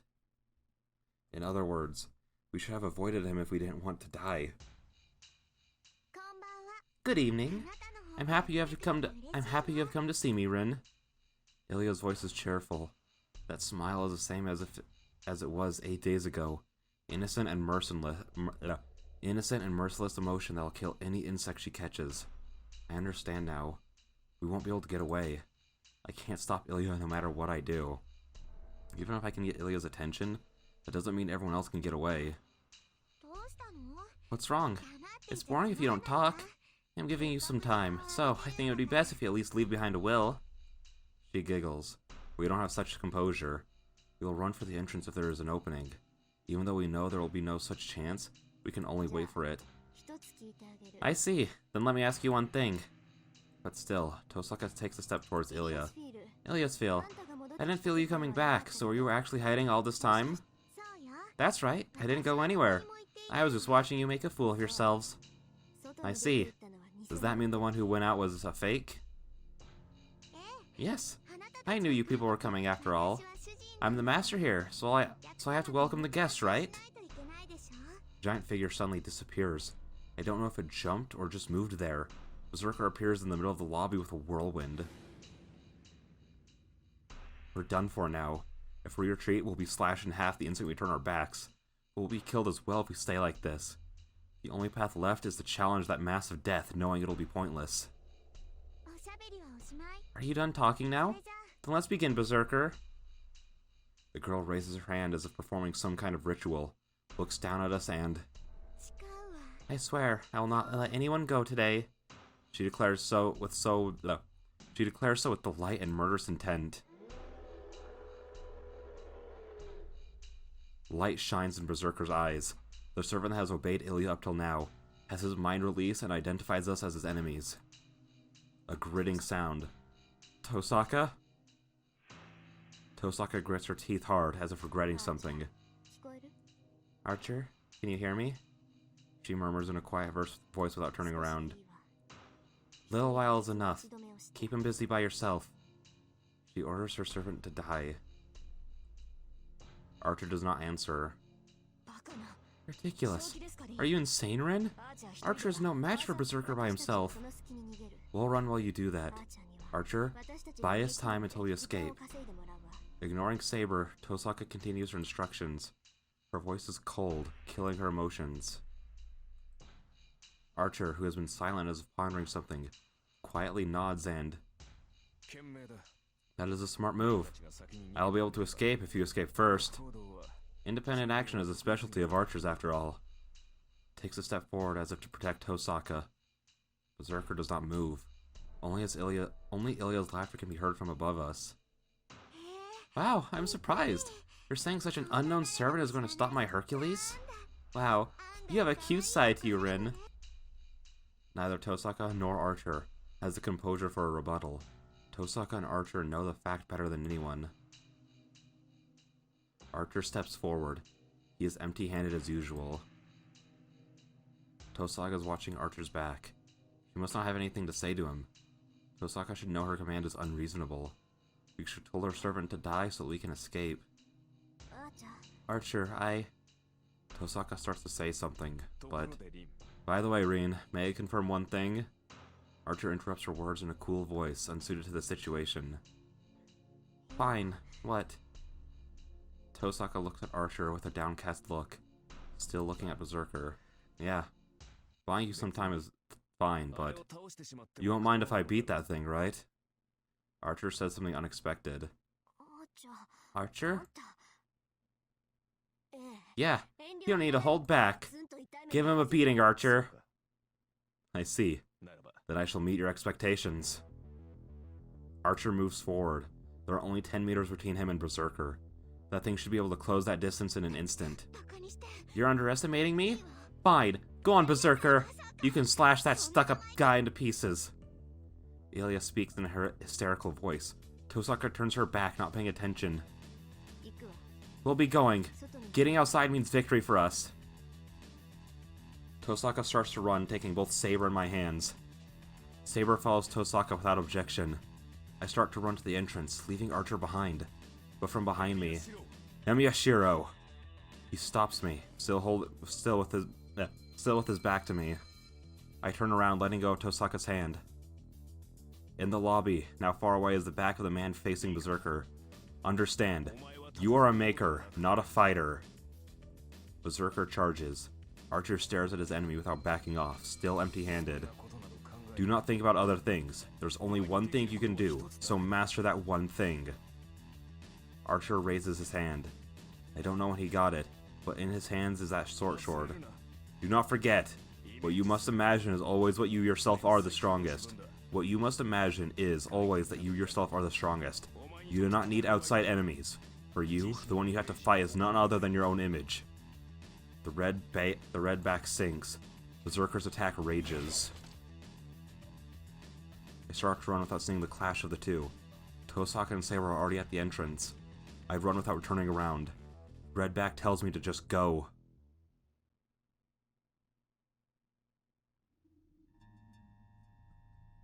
We go down the long hallway and pass through the gate. Unbelievably, the place really is a castle. An old castle hidden deep in the forest. The whole place is surrounded by trees as far as the eye can see, and neither buildings nor sky can be seen in the distance. This way. We'll get to the main road if we run for about 3 hours, so run until then. Leading the way, Tosaka turns to face us. 3 hours, huh? Honestly, don't know if my body will last that long. Pain gets worse the more I move. He should go away if I rest, but we don't have time for that right now. Shiro, hurry up! Tosaka sounds pressed as well. Tosaka's the one who gave Archer that order. She looks calm, but her mind is filled with regret. I know. We'll catch up right away. Saber, let's hurry. Yes, let us hurry, Shiro. Answering and nodding, Saber starts to run as well. Making my way through the trees, I follow Tosaka. Saber is visibly breathing hard. I can't see in the darkness, but she must be in pain. I can't leave her alone any longer. Saber loses her balance. I grab her forcefully from right beside me as she falls to the ground. That's it. You can't go on anymore, Saber. What? What are you saying, Shiro? I've experienced difficulties like this many times before. I am still able to run. What are you saying? No matter how many times you've experienced it, pain always hurts. It's fine, so you can complain a bit. I pull out the arm I'm holding. It must be because Saber's light. I'm able to hold her up in my arms rather easily. What are you doing, Shiro? Just rest for now. I'll collapse first if you keep running with that expression. How rude. Let me go. Do you think I'll collapse from just this? Saber struggles in my arms, but her opposition is just too weak. The arms that try to push me away are too small and too weak. That makes me painfully realize how weak she's become. I never thought Saber would be unable to push away someone picking her up. What are you thinking, Shiro? I will not allow such things from even my master. Saber is struggling with a bright red face. Well, certainly. The position she is in right now must be embarrassing for a knight. But now isn't the time to worry about appearances. Don't lie. You can't be alright when you're so weak. You can't even push me away. Just stay quiet for now. This is an order as a master. If you still won't listen, we'll have to use the command spell. What? How unfair. There's no way I would allow such nonsense as use a command spell for something like this. Then stay quiet, Tosaka. Then stay quiet. Tosaka will leave us behind if we don't hurry. Saber reluctantly falls silent as she must have accepted it. Well, that's fine for now. If she doesn't struggle, I'll be able to run while carrying her. Are we not gonna be able to see the Herc Archer fight? My vision flashes on and off. Does my blood accelerate the more I run? That is actually how that works. Bearing the nausea in my throat, I run through the forest while gritting my teeth. I breathe wildly, but I hide my pain as well as I can. There is only one reason to do so. Shiro, please let me down. I'll run myself. Because if I look even a bit pained, she looks up at me uneasily. I can't stop here. Don't take me too lightly. I have no problem carrying just you. Compared to a broken stove, one girl is like air to me. But, just be quiet, okay? I know, you know the phrase give and take. You've helped me out until now, so it doesn't even out unless I do something like this. I have to return the debt now, or I can't have you protecting me tomorrow. No, that is not true, but if you do this, I will be the one in debt to you. That's good. That means this will be the only time I have to do something so hard. I'm much more motivated now. I let a huge breath out and kick the ground. Osaka's choosing to go through the narrow openings, even though she knows I'm carrying Saber. It's fine because Saber is light, but following her takes all my effort. Hey, go bite your tongue if you talk. You'll help me out if you stay quiet, so please stay still. Yes, then I'll obey your command, Master. Saying so, Saber relaxes in my arms. It was hard to carry her before since she was unwilling, but it'll be a bit easier now. The problem is whether Saber's body and my body will make it. How long have we been running? It feels like 30 minutes. It feels like an hour. No, running isn't that bad. I haven't been training for nothing, and Saber is really light. But now... inside, my body is messed up. I get dizzier the more I move, and I feel like throwing up. We're in a forest, so I would understand if I was bitten by a poisonous snake or something. I can't let this... This isn't pain that'll kill me. It's just that my chest feels heavy and I feel like throwing up. This is nothing compared to the warmth in my arms right now. Saber is closing her eyes as if asleep. She's not resting because she's relaxed.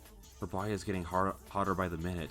Even though it's winter, her body is sweating, and she's hanging her head to try and hide her ragged breathing. Crap. This is really a repeat of that night. Saber clapped from using all her energy after using that sword on Ryder. Saber hasn't healed a bit since that night. Is her ability to talk now just a brief spark before she disappears? I run, trying to deny that. I don't care about my body. I just make myself believe that something will be possible. If I gut home and keep running... I almost fall and stop myself from collapsing by leaning against a tree. I can taste blood. So this is the cause of my nausea. I didn't spill onto Saber since it was only a bit, but I can still feel the cause of my nausea in my chest. Well, it's better than the worst possibility. If I think about it, Saber would be mad at me for a different reason if I threw up the contents of my stomach. Actually, I bet Saber would seriously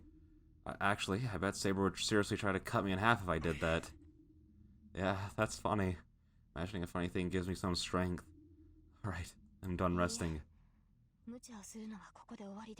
No, you are done pushing yourself, Shiro. Saber? She wasn't asleep. Saber speaks in my arms. What do you mean I'm done now? You should escape by yourself, Shiro. You cannot take me with you in your state. What? That's not true. I just fell down. This is nothing. It is something. What are you saying with a pale face like a corpse? Hey, Tosaka's... Why doesn't... Tosaka's, like, pretty solid at strengthening and, like, enhancing magic. Why doesn't she carry Saber for a little bit? Honestly, with how strong she can make herself, she could probably carry both of them. I realized, like, I think it was, like, last episode that I was complaining about, like, why does an X character do this thing, like, as a criticism, and how that usually annoys me.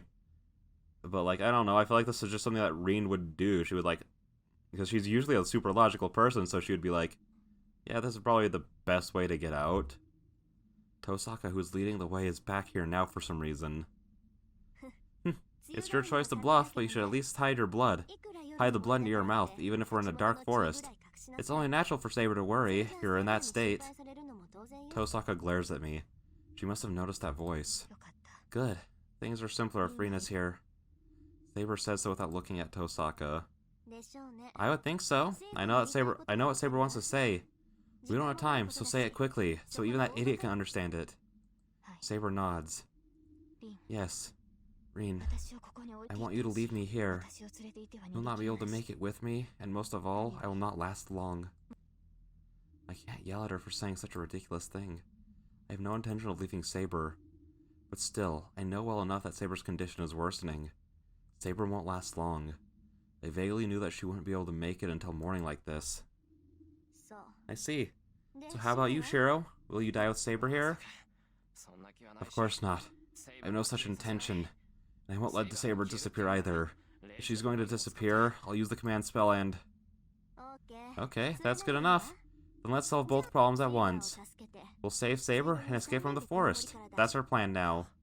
Huh? My brain turns into tofu. Osaka says the most difficult things so easily at times. Hold on, I really want to do that, but since we can't... Just come here. I'll say this, but I have no intention of letting Saber die like this either. Yes, I won't let this chance slip away. I'll have you fulfill your duty. You said it's okay, so you won't mind it either, right, Saber? Tosaka looks at Saber with a meaningful expression. Saber does not answer, but merely looks downward awkwardly.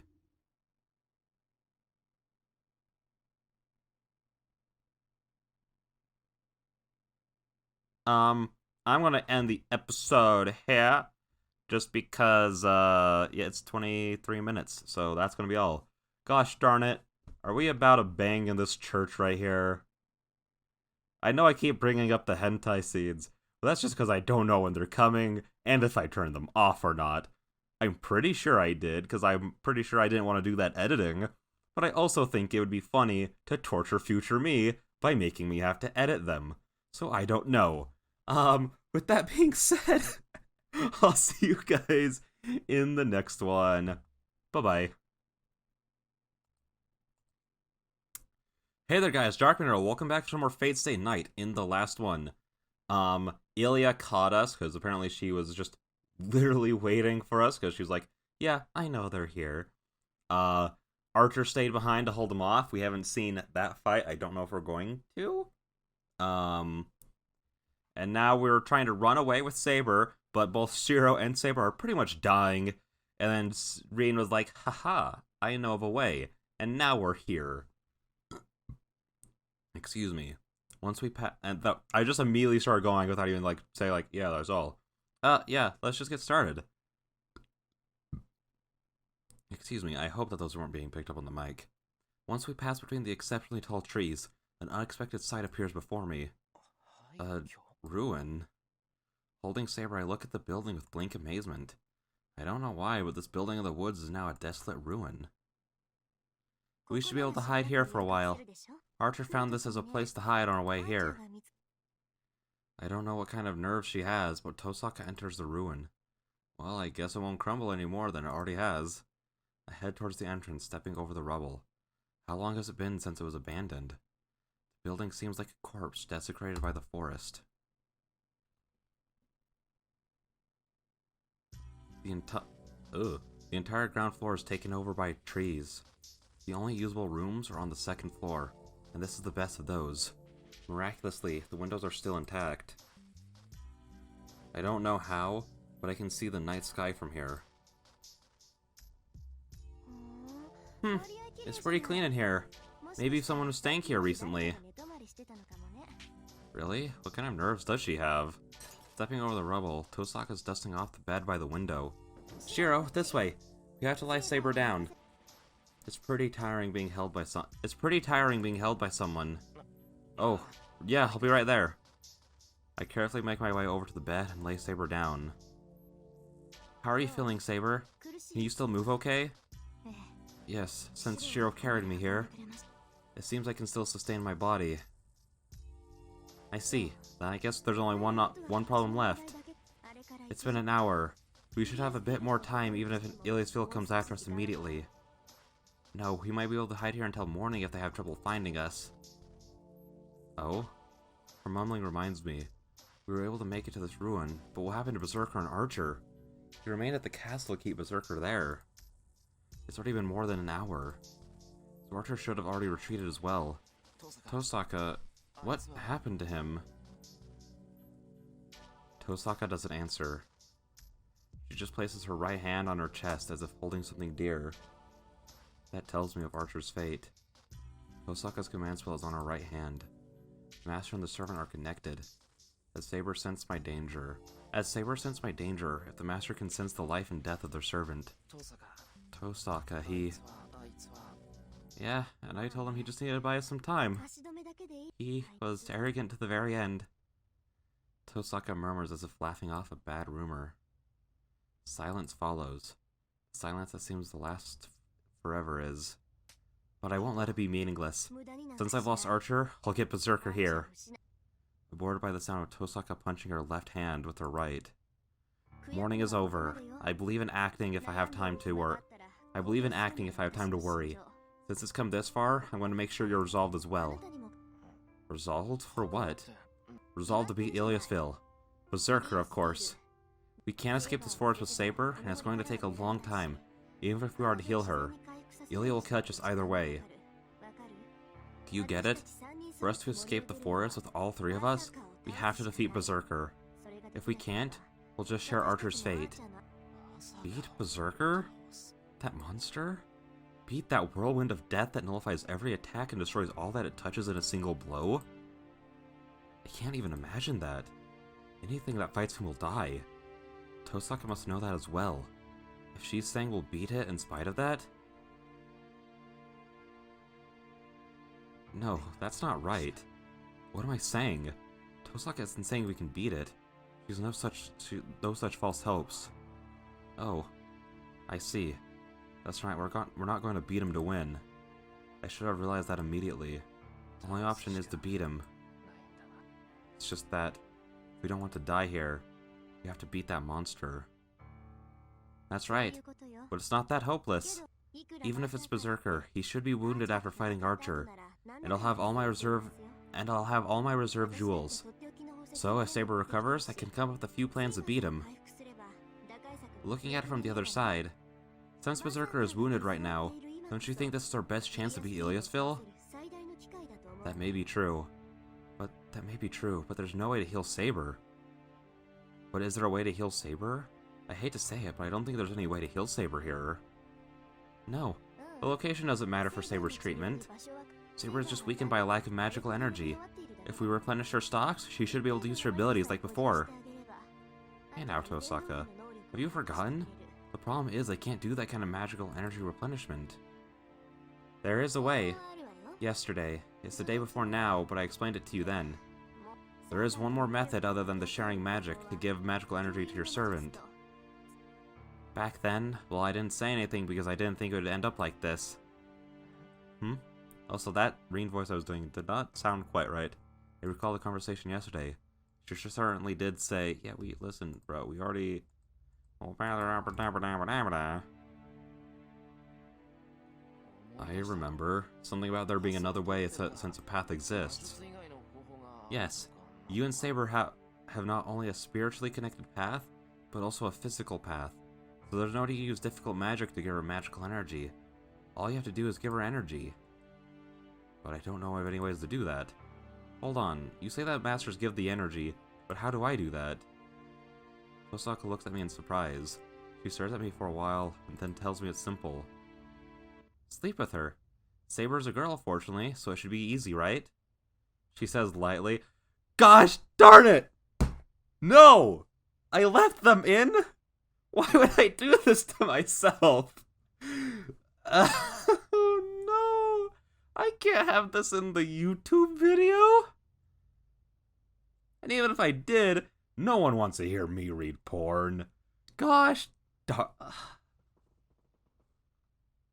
Bro. Bruv. Okay, well, we'll cut when the sex starts, and cut back in when it stops, I guess. Yeah. Sure, I'm right with you. What? Sleep with her. That, means we just cuddle, right? I didn't leave the sex scenes on because I knew I was recording a YouTube series. Because since Saber's a girl, it should be easy? What? Oh, hold on. Why are we going this way all of a sudden? What are you so surprised about? Unison from sex is standard procedure. Semen of a Magus is a cluster of magical energy. Don't you know that poor Moggies sell their semen to the association? That's a thing? I know this before? As, like, listen, I am, like, on, like, 3 different Fate subreddits, and not once have I heard people be like, ha ha ha ha, selling semen. Like, what the freak? I knew that semen could, you know, restore magical energy, but that's just because, like, all bodily liquids kinda do. So, like, I didn't know that people sold it, though. That's amazing.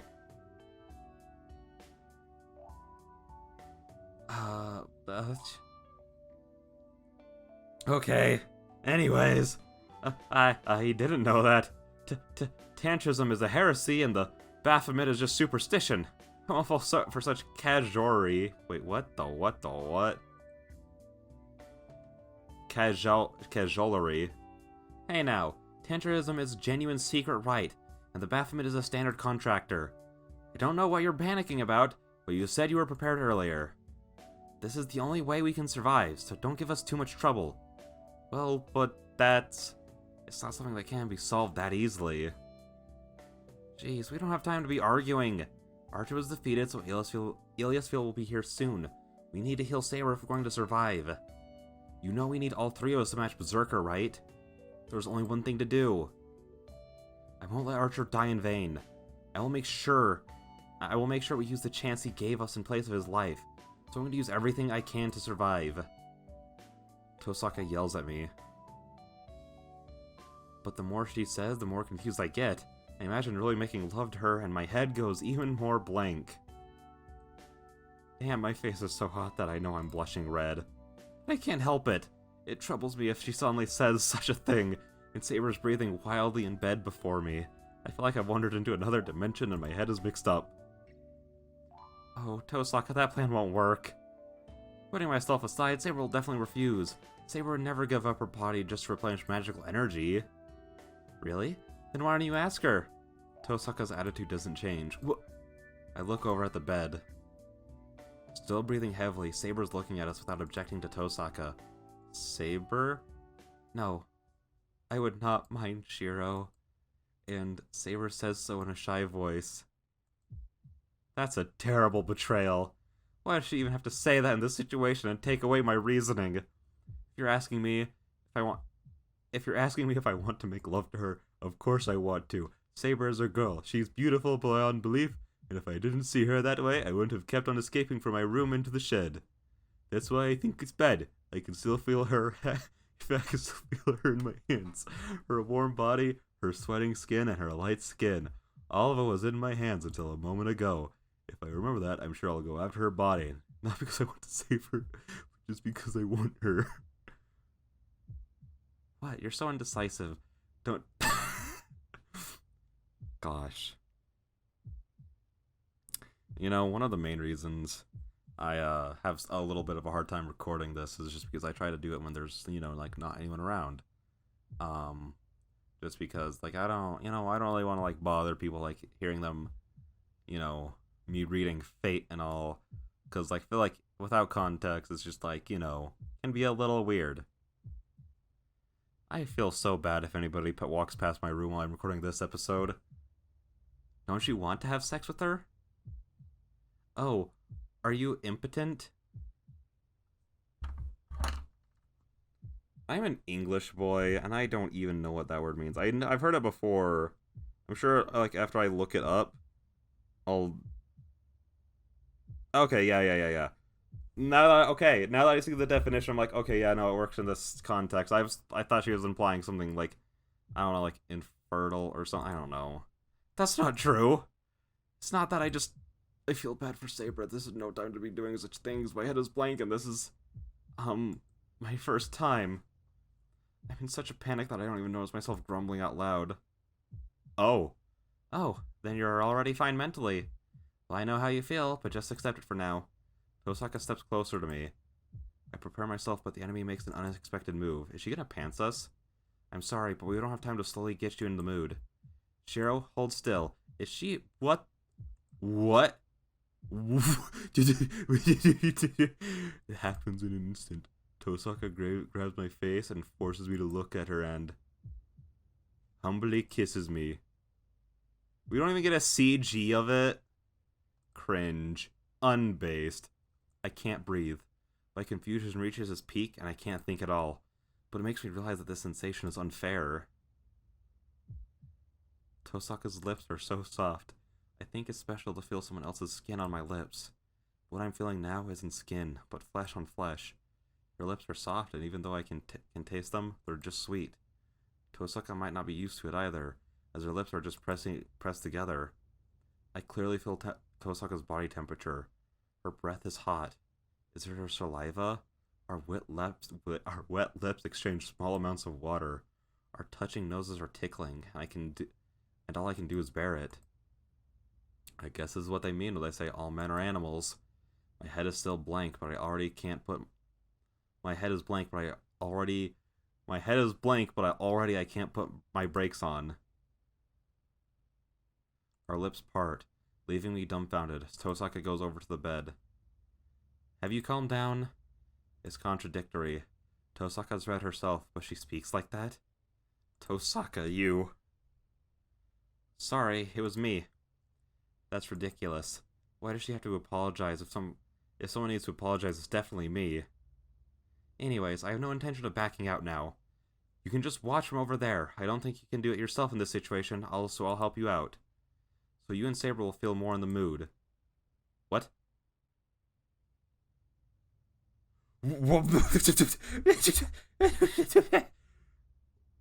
What? Tosaka props herself up on her hands and climbs over Saber. But, Rin, what are you doing? Oh, that was Saber. Why aren't there voices during this part? I've been confused for like almost this entire episode because there's just no voice. I mean, there's none of the voice actors. What? Rin, what are you doing? Saber sounds confused. I'm helping. It seems you two aren't used to it, so I'm going to help you both. She smiles. She must have forcibly turned on her own switch with that kiss. Tosaka starts to run her fingers over Saber in a feverish motion. Oh my gosh. What? Tosaka. She doesn't even pause. As soon as Tosaka lies on the bed, she touches Saber, unable to move from fever with her fingers. Rin, hold on, Just let me handle this. It'll be hard for you to do it by yourself. It's alright, you won't be able to think about anything soon. Tosaka's fingers reach Saber's chest. I don't know how long you guys would want me to read these parts. I just assume that there's just going to be a CG eventually that I can't have in the episode. So, I don't know when to stop. For the sake of you guys. Because honestly, I don't know if you could tell. But I don't want to be saying this out loud. But I'm committed for the content. Listen, I might get 10 views on YouTube for this, and that's all the clout I need. Here, you have to get comfortable first. It'll just be stiff if you keep these on. Is her breathing from her hesitation? Saber looks up to Tosaka with her feverish face, and Tosaka starts to turn red and breathes wildly, as if Saber's fever has been transmitted to her. What is happening? Tosaka, Oh, that's Shiro. Tosaka, I want to say, but my throat will not move. Yeah, I wouldn't be able to talk in this situation either. Is it because of Saber's breathing? Tosaka finger movements themselves are seductive. She unties the blue ribbon and starts to undo the shirt one button at a time. Flexible and refined movement without hesitation. Her fingers sequentially remove the armor from the knight, and it has a dubious of a ritual to expose the girl within. Rin, no more. We cannot continue without taking off any more of... Wait, we can continue without taking any more off. No, it's necessary. We're going to do that sort of thing. We have to warm your body through direct contact. Still breathing hard, Tosaka whispers into Saber's ear. Saber grabs onto Tosaka as if to stop her, but she's under Tosaka's control, so she cannot fight against her. As soon as the last button is unfastened.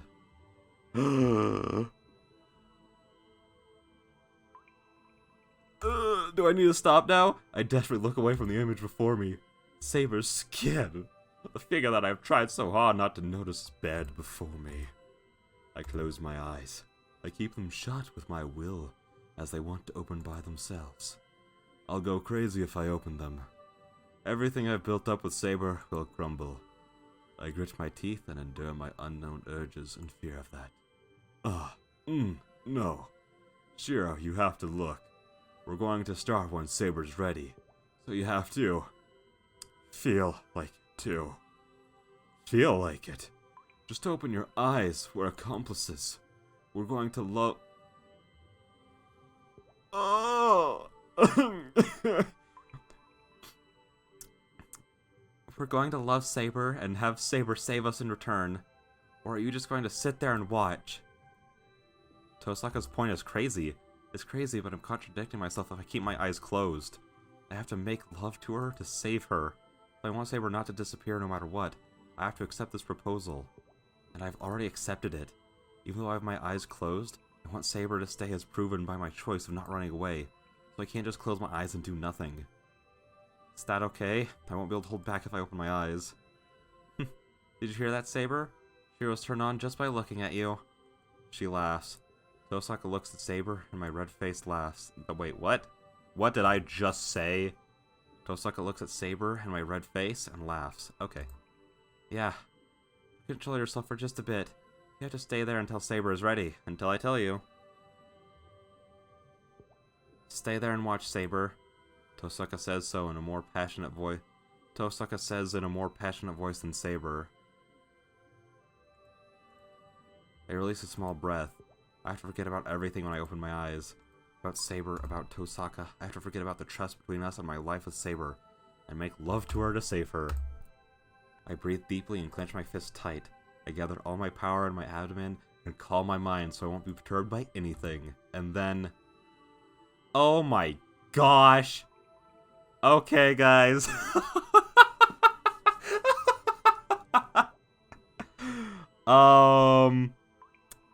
Well, I think this might just be the end of the episode. But I think I might just keep it going. The recording, I mean, so then I can get a thumbnail. Tap, tap. I mean, of course it'll be censored. But, like, I gotta get the clicks. Anyways, I'll see you guys in the next one. Bye-bye.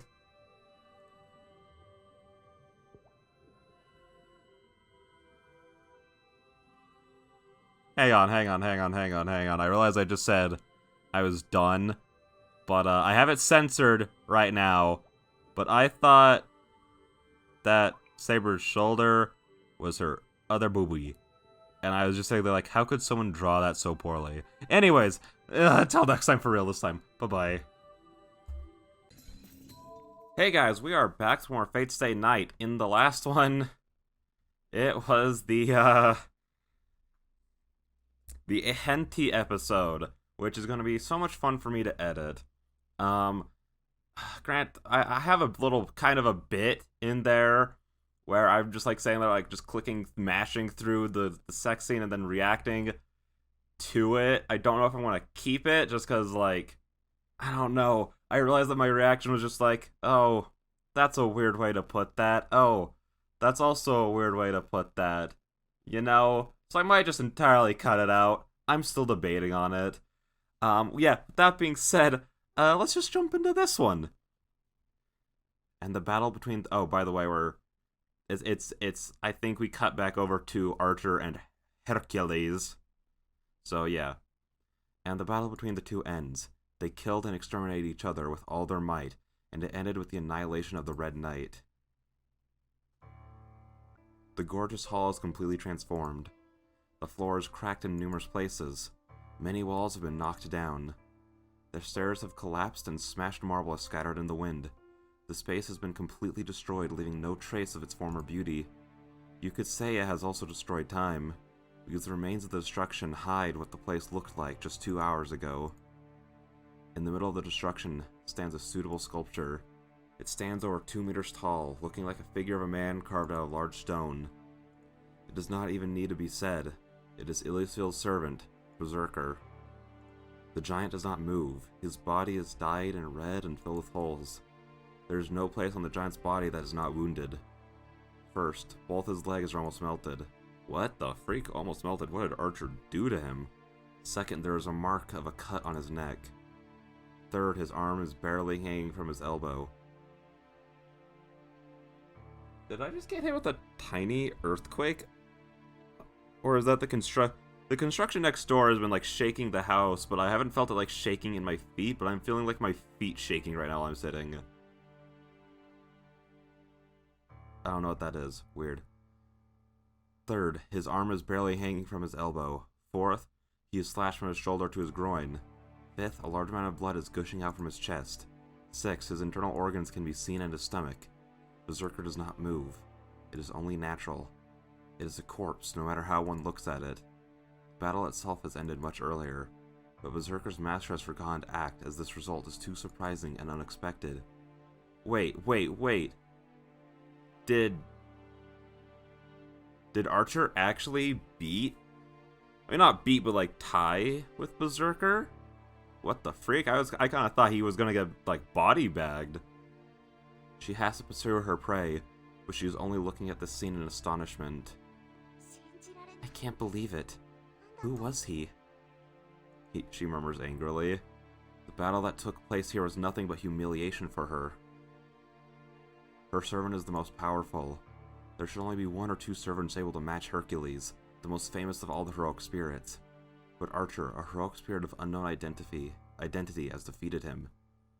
That Red Knight has been matched Berserker equally, and has succeeded in killing Berserker, something no one has been able to do before. Such actions cannot be forgiven. For her, this is like being stabbed in the heart by a bug on the roadside. The pride of a girl who considers herself the strongest cannot allow her to be cornered by someone who should be stepped on begging for sympathy. Jeez, that pisses me off. Getting defeated 6 times? You were going easy on him, were you? Okay, so you didn't fully beat him. The sculpture does not answer. It might be unable to afford an answer, or perhaps it sees no need for one. Berserker just stands there and devotes himself to healing his wounds. This battle is too strange for him as well. His noble phantasm nullifies any attack. No attack can infect his body unless it's of the highest grade, so he rarely takes a wound. In the age of gods, no one could scratch him after he had accomplished his great deeds.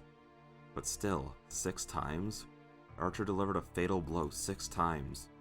It does not even need to be said that every one of the attacks was by a different method.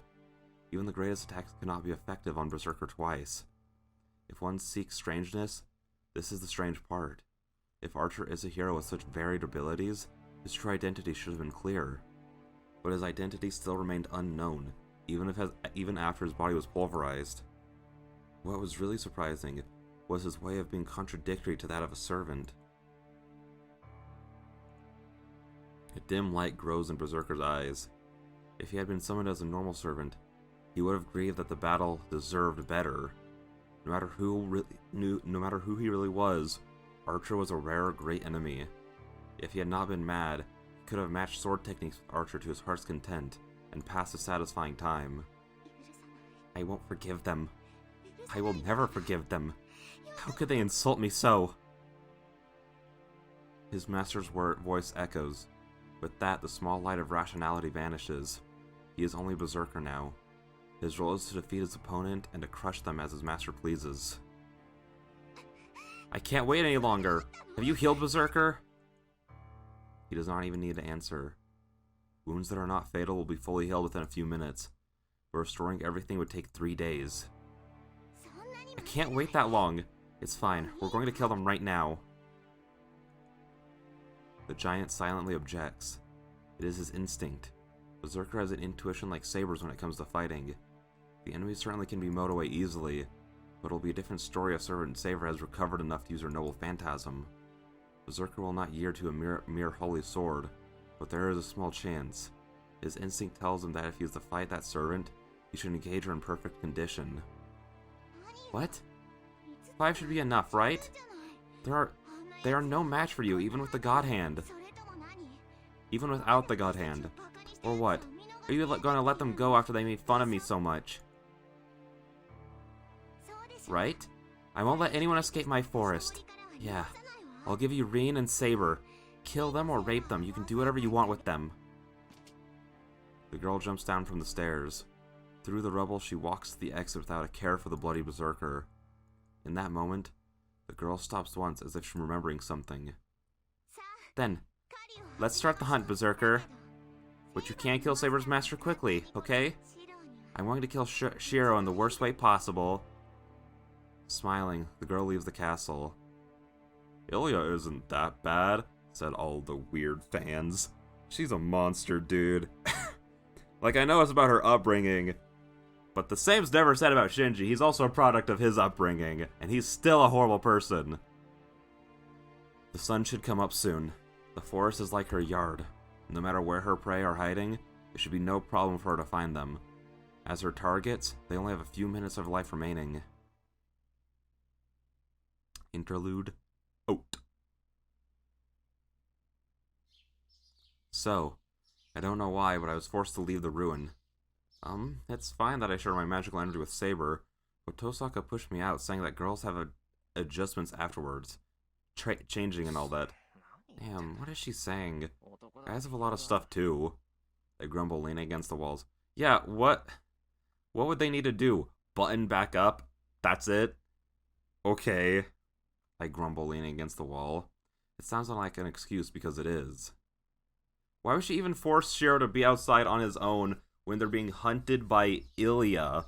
Someone who could just snipe Shiro from afar and kill him instantly. Like, she's not going to, but she could. I look up at the sky. Is it almost dawn? The sky in the east is getting redder, and the forest is slowly getting lighter. The forest is calm and quiet. When it's this quiet, I can't believe we're being pursued, but that we were doing something like that until a moment ago. Remembering it, I frantically shake off my lust. I have to forget about it for now. You won't survive if I'm being submerged in thoughts of her sensations, and more than anything, it's impolite to Saber. After all, I made love to Saber to save her. I shouldn't have any other emotion for Saber, no matter how soft Saber is and how good it felt that was. Wait, what? Hang on, I need to... It's not letting me go back. I'm a big liar. It's not letting me go back. I can't deceive myself about it with excuses like that. I can't forget Saber's sensations. But I have to forget about them for now. Jeez, this is no time to worry about such things. What we should be worrying about right now is how to take on Berserker. That's right, I have to do whatever I can. He told me that at the very end. I remember Archer's back. I could never like him, but all of his words have stuck in my head. I stare at a tree branch. There are only a few things I can do. Even if it isn't much right now, I can only do them to the best of my abilities. I pluck a handy branch, and I almost find a few more branches that are straight. Shiro, we're done, so come in. I hear Tosaka's voice. I return to the ruin carrying the branches I found. Well, the other problem is whether I'm able to face Saber like I did before after something like that. This way, Shiro. Rin has something to tell you. I guess such worries were only on my part. Saber is acting resolutely as always. She must have completely accepted the incident, unlike me. Yeah, I'll go right away. Damn, I won't lose. It's stupid to be the only one blushing, so I'll try my best to act calm. You're finally here. Then I'll start the strategy meeting. We don't have time to argue. There are only a few ways to defeat Berserker, so you can listen to my side first. So can you listen to my side first? Saber and I nod. The plan is pretty simple. We won't be able to match with ordinary tactics. We need to execute a surprise attack to win.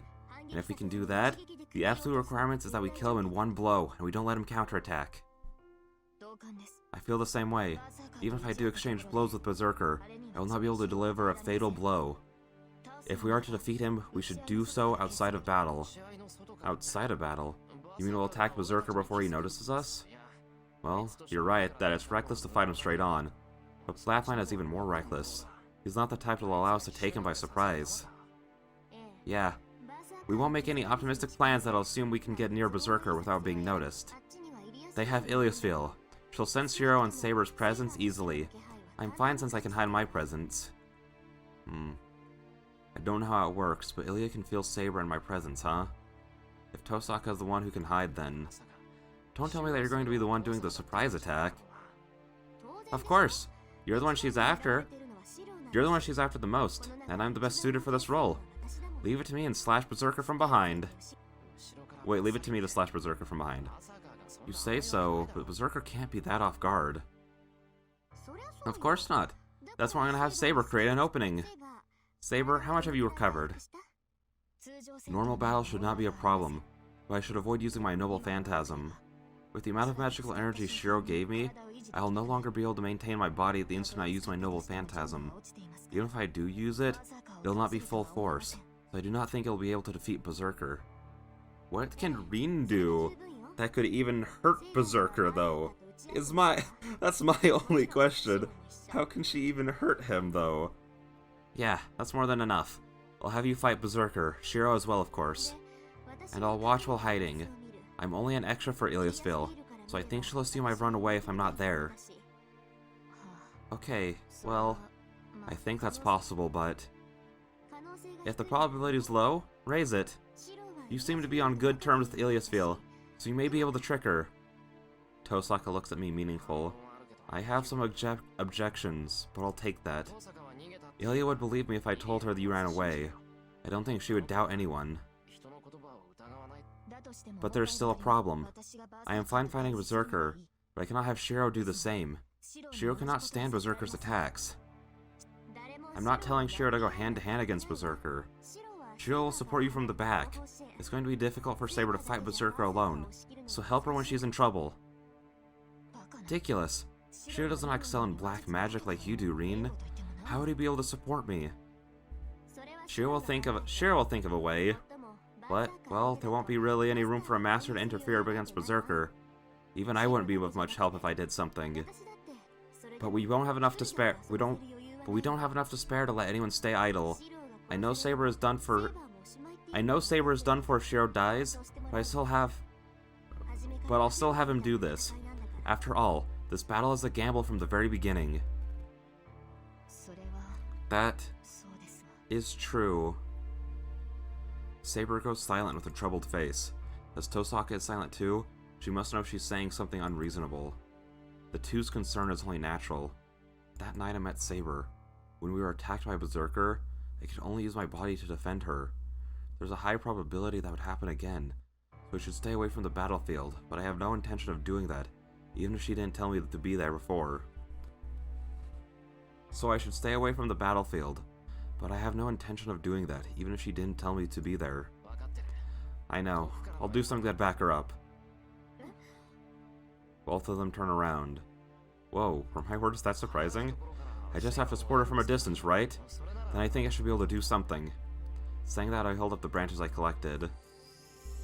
The length is perfect. Is he gonna create a bow? Huh! The length is perfect. The flexibility is good as well. This is the first time I've done this kind of strengthening. But I don't think there's any flaw in the principle. The point is, I just need to keep reinforcing it until it becomes a real one. And for this, I also have a reference since he had one too. And on top of that, magical energy has been flowing in my body for a while now. I just have to repeat the usual process. I analyze the basic structure and modify it. I analyze the composition materials and reinforce them. But that's not enough. If the original is a branch and the finished product is his bow, I have to imagine it from the concept of creation. If I'm to get it close enough to the real one, I have to formulate every hypothesis at least in my head. I open my eyes. The branch is shaped right, but man, it's not even close. It's ugly and crooked. But I know it'll work as a bow. I just have to make the arrows in the same way. Shiro, that was... Yeah, I think I got the hang of it after that thing with Shinji. You said so too, that I shouldn't strain myself too much. I see. Well, it's good that we have a way to attack, so it's enough for now. Going back to the original topic, I'll have you two fight Berserker. I'll get on top of the tree beforehand and watch from above. When Saber creates an opening in Berserker's defense, I'll skew Berserker from above using all of my reserve of jewels.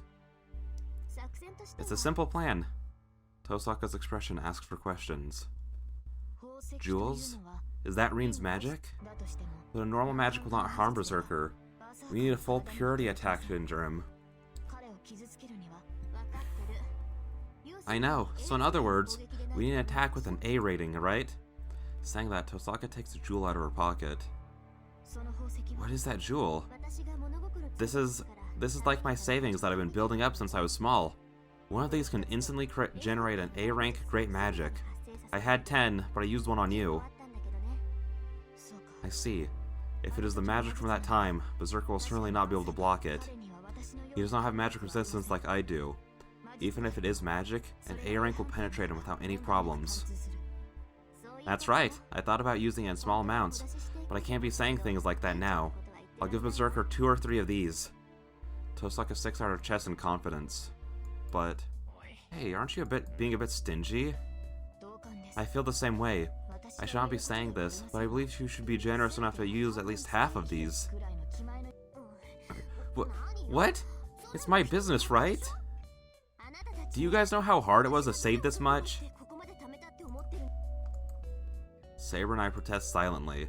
Tosaka's life depends on this as well, so it won't be funny if she gets stingy. And we end up failing because of that. Fine, I'll use up half of them, okay? Come on, I just wanted to say that. I get what you guys are saying too. Anyways, that's the plan. Now we have to find somewhere where I can hide and where it'll be easy for Shiro to support Saber. Let's find a good spot before Iliasville gets here. Yeah, we can't stay in this ruin now. As Tosaka says, all that's left is to find a good spot to wait for Berserker. But before that... Oh,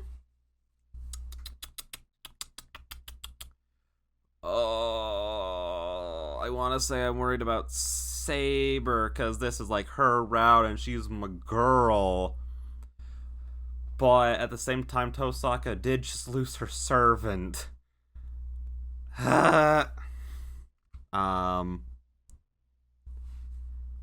Unlike some of the other things, this one actually isn't a bad end.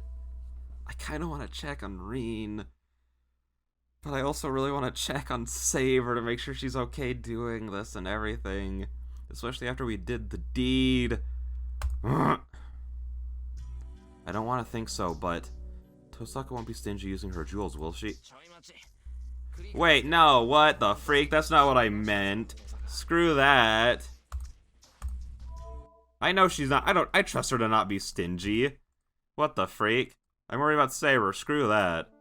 I wonder if Saber... Yeah, what the freak? I thought he was gonna be like, hey, like, listen, you just lost Archer. Are you sure you're okay? I wasn't expecting, like, I'm worried about Reen to be like, yo, you're not gonna, like, screw us, are you? Like, what the freak? I wonder if Saber's really alright. She says she'll have no problem fighting, but isn't it hard on her fighting Berserker when she was so weak before? No, I'm more worried about her noble phantasm. I will not be able to maintain my body if I use it, Saber said. That means that Saber will disappear the instant she uses that sword. Saber. Yes, what is it, Shiro? Can you promise me one thing before we fight? Yes, I do not mind if it's something I can do. Okay.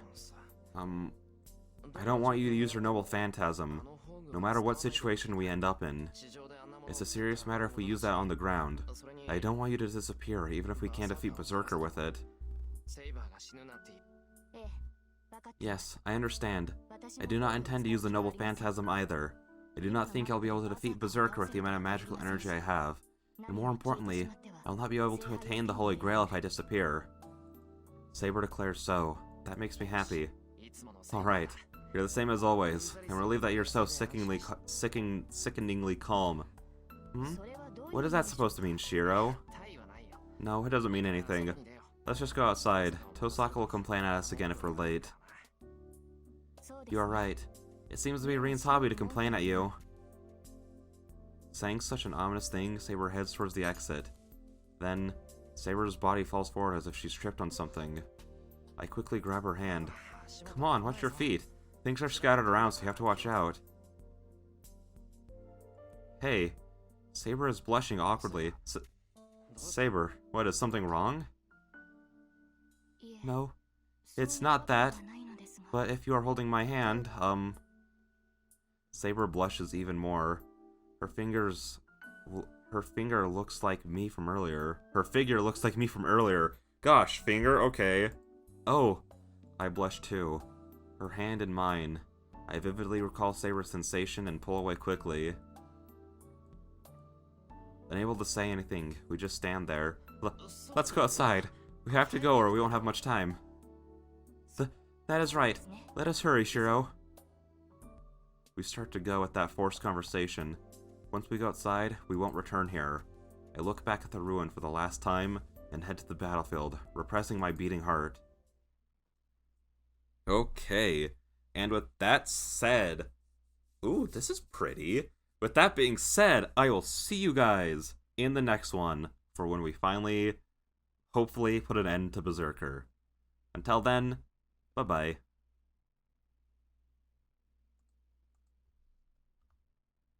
Hey there guys, Darkbender here. Well, is that the first time I've been to Hey guys, Darkbender here? That's the first time I've done that in the Fate series in a long time, I think. No. No! Did I seriously record the whole last episode? Hang on. I can't. Well, it's just so hard. I don't get why the full screen doesn't really work for Stay Night. It works just fine on everything else. Basically, I have to like go full screen after I've already adjusted it.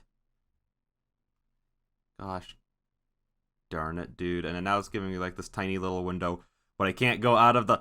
I don't know if it... I don't think it's... Oh, I think that this is more of a Fate problem. More than an OBS issue. Granted, I only have to do all this chicanery because of OBS, and what I mean by that is I have the black screen issue, which if you use OBS, you know what I'm talking about. But for this time, I just can't fix it.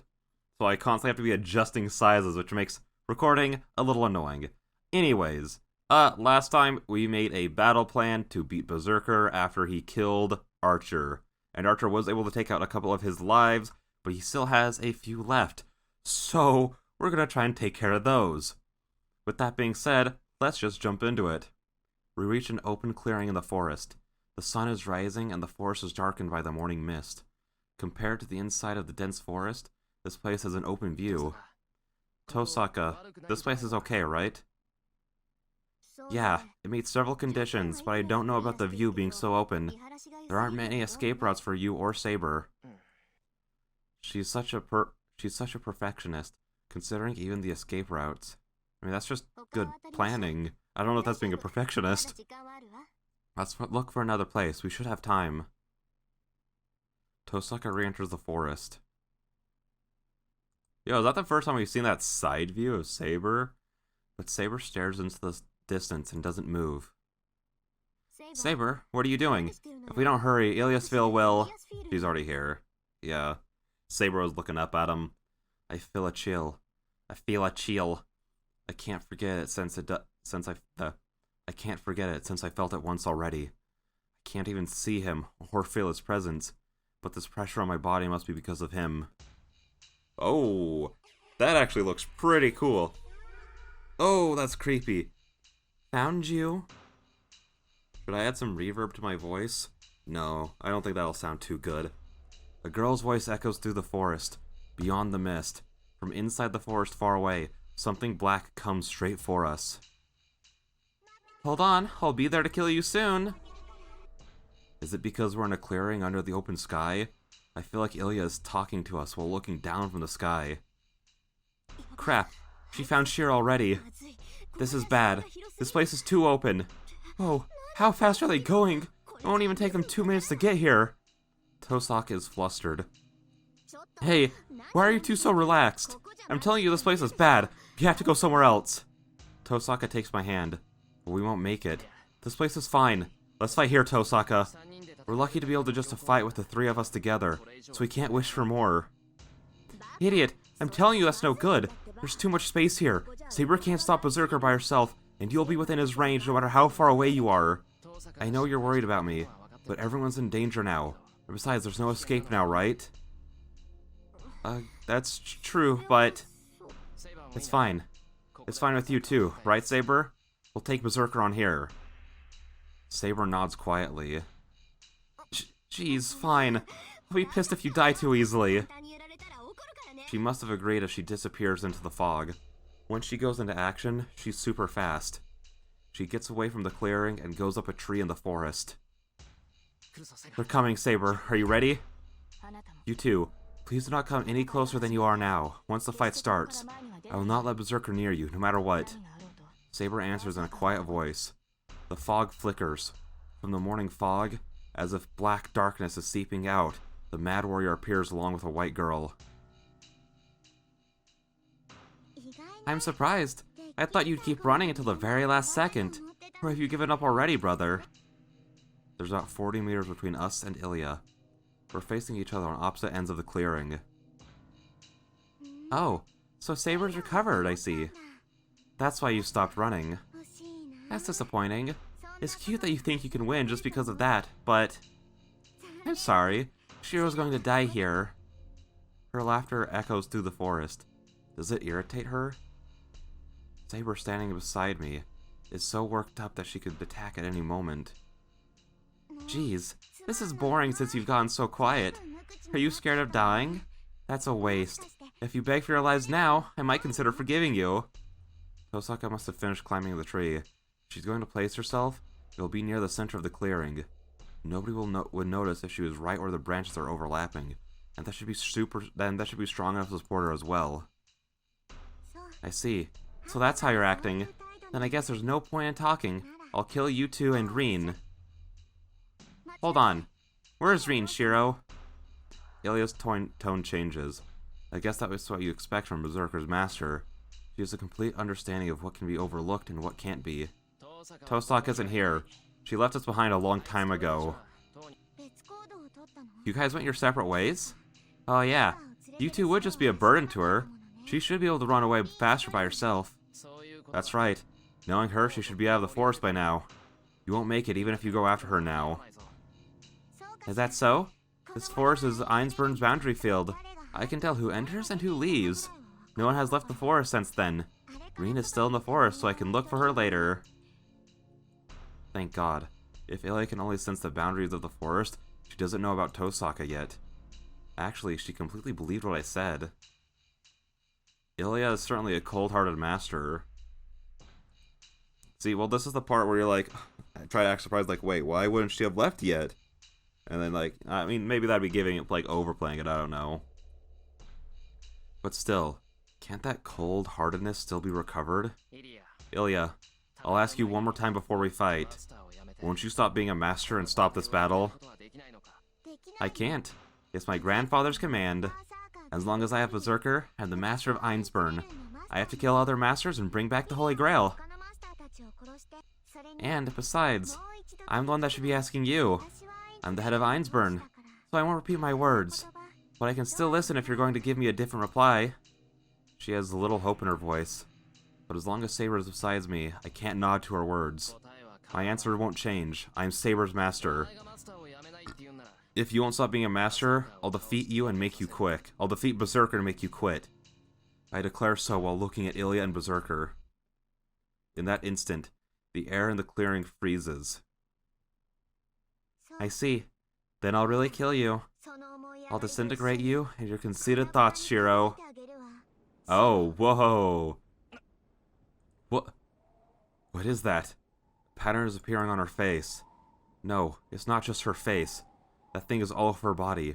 It's a huge command spell, incomparable to the ones we have. What the freak? No more playing around. Go mad, Hercules. A dead voice. As if to answer it, the giant behind her roars.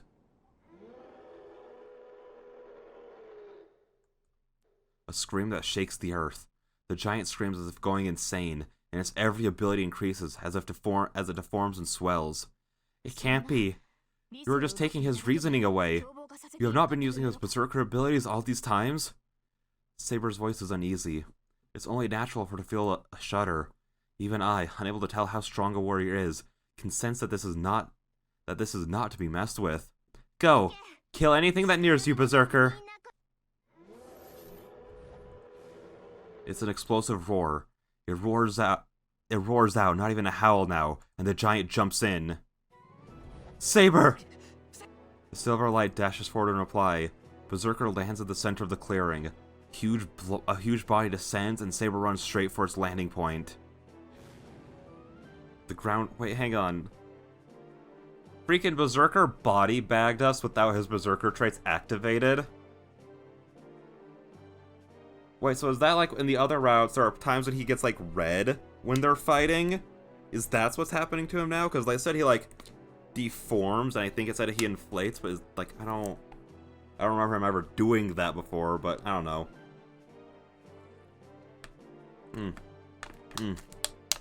Good water.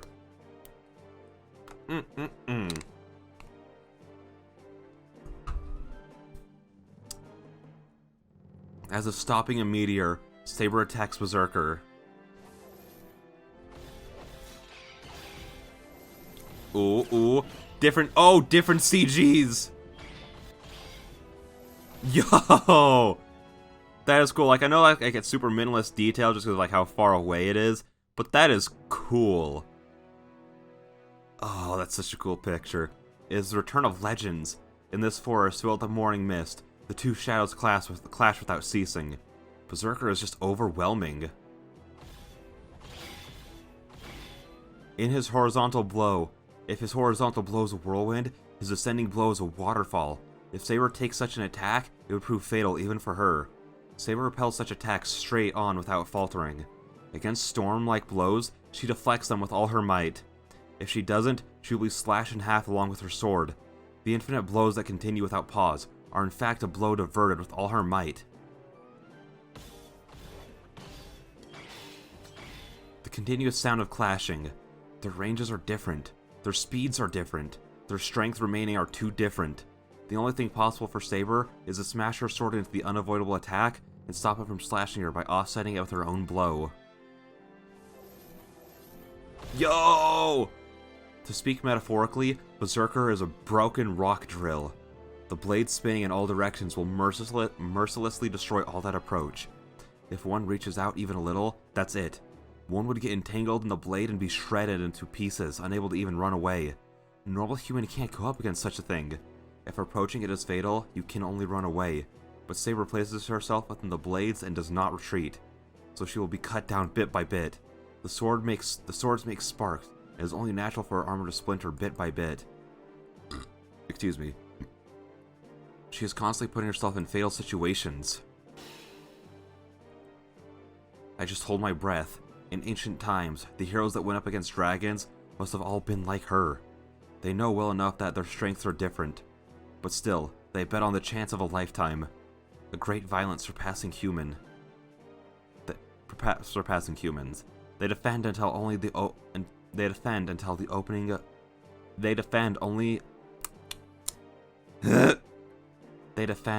only opening appears, and many warriors died when no such miracle occurred. Their fight is just that, a dazzling battle that takes my eyes away, but it has only one end prepared with it being Saber's defeat, as she is more hurt by the second. The roar shakes the ground. Berserker's whirlwind cuts through the wind and flings back the defending Saber. Saber's armor chips away with every blow, and as she hits the ground, she charges bravely at Berserker without falling to her knees. But she's already at her limits. Saber's breathing wildly and her movements are slowing down even in my eyes. She's not even trying to create an opening in Berserker. Saber will be slashed by him in a few more blows. Shiro, shoot him! And my clenched fist is a bow. I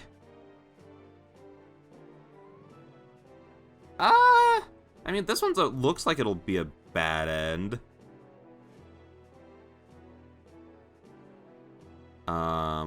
Let's just go right here.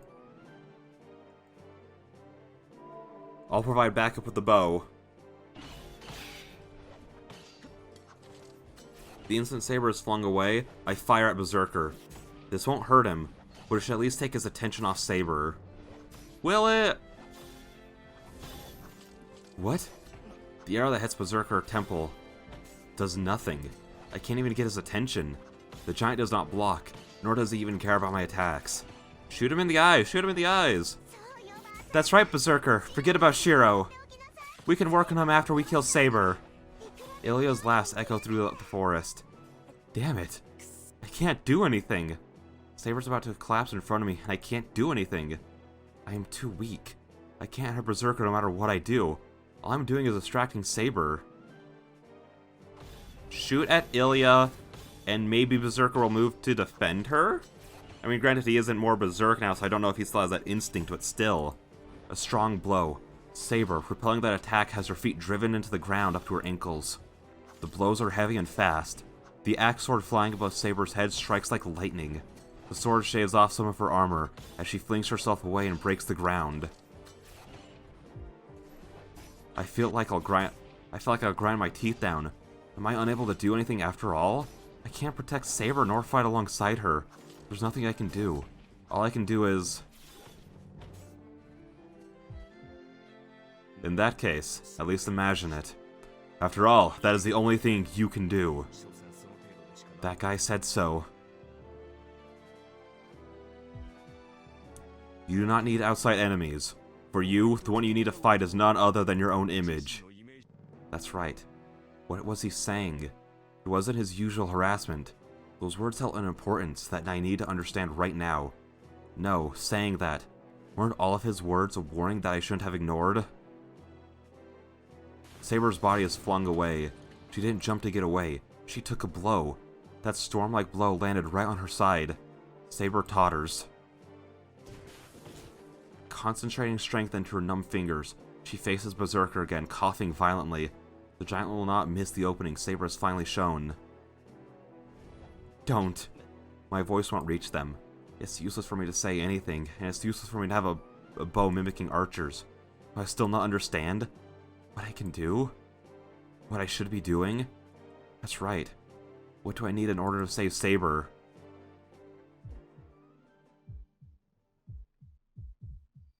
A bow won't do. Even a lance won't be able to pierce him. And that doesn't mean I should have the same weapon as the enemy. That giant. To defeat that mountain, I'll need a sword. A sharp and gorgeous sword of the king that'll defeat the enemy in one blow. Like that golden sword so suited to her that I saw in my dreams. My head hurts. Bearing my nausea, I still stare at Saber. But ironically, I feel like I'm going crazier the more I stare at her, about to collapse. Saber and Berserker's movements seem to be in slow motion. Many switches are arranged in a row. Coughing, Saber bends her body in pain for an instant. Berserker smashes down his axe sword with all his might. As if making a line, the firing hammers to move into position one by one. It seems like knocking down dominoes. The triggers are pulled all at once.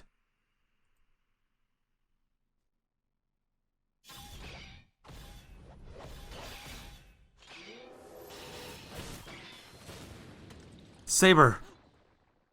Berserker's blow smashes Saber away. It's fatal. Saber's body is split through the waist, and her pieces are thrown into the air. No. That's not right. The only thing flung into the air is Saber's armor. Berserker only smashed Saber's armor. Saber created an opening to make Berserker take a large swing, and Saber charges at top speed using all the energy she has left. The black howl surges out, but he can't retreat from Saber, who's right in front of him. She places both hands on her sword and slashes at Berserker with all her might.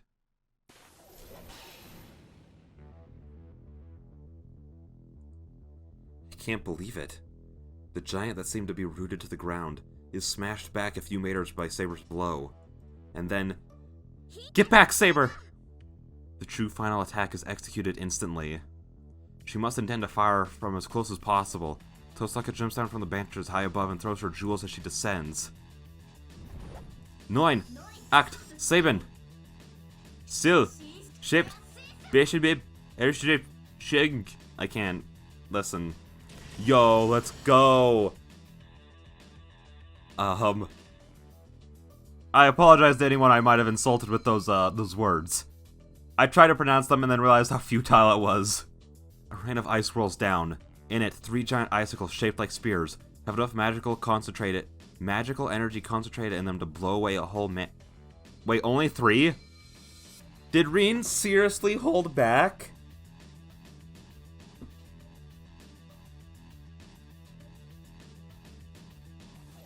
No! Dodge it, Berserker!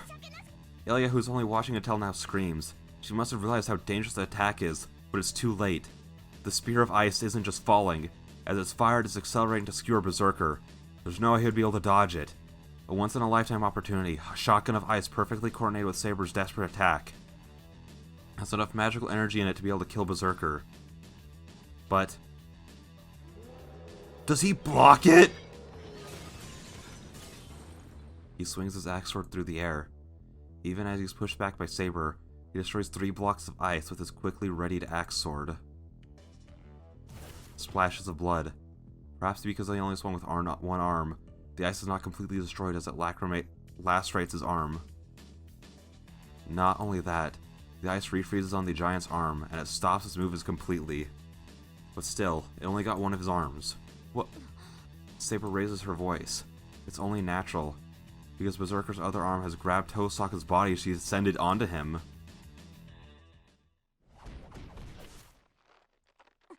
Tosaka's face contorts in pain.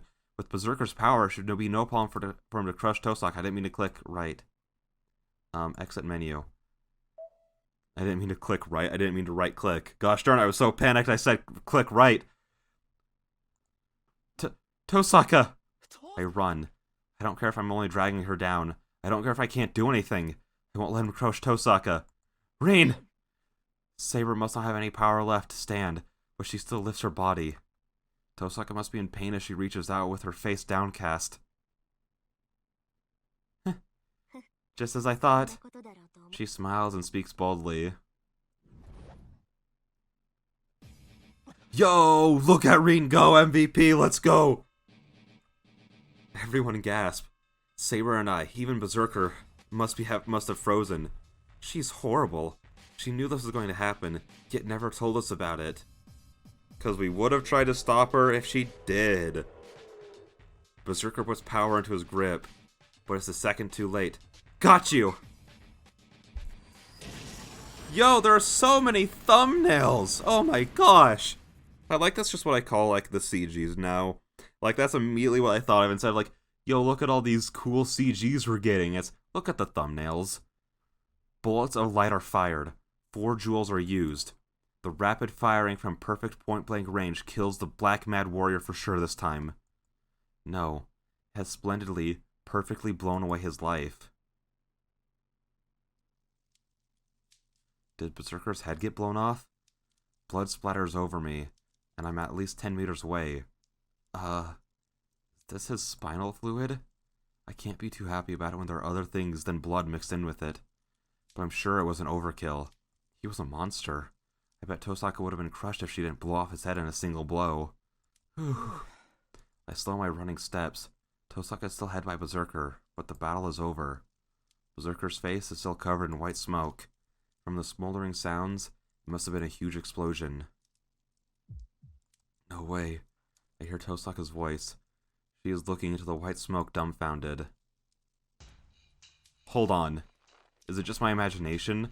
Berserker's fingers holding Tosaka are digging deeper into her. Tosaka is just staring at the white smoke, but it doesn't last long. The large cloud of white smoke fades away in it. Yo! What the freak, dude?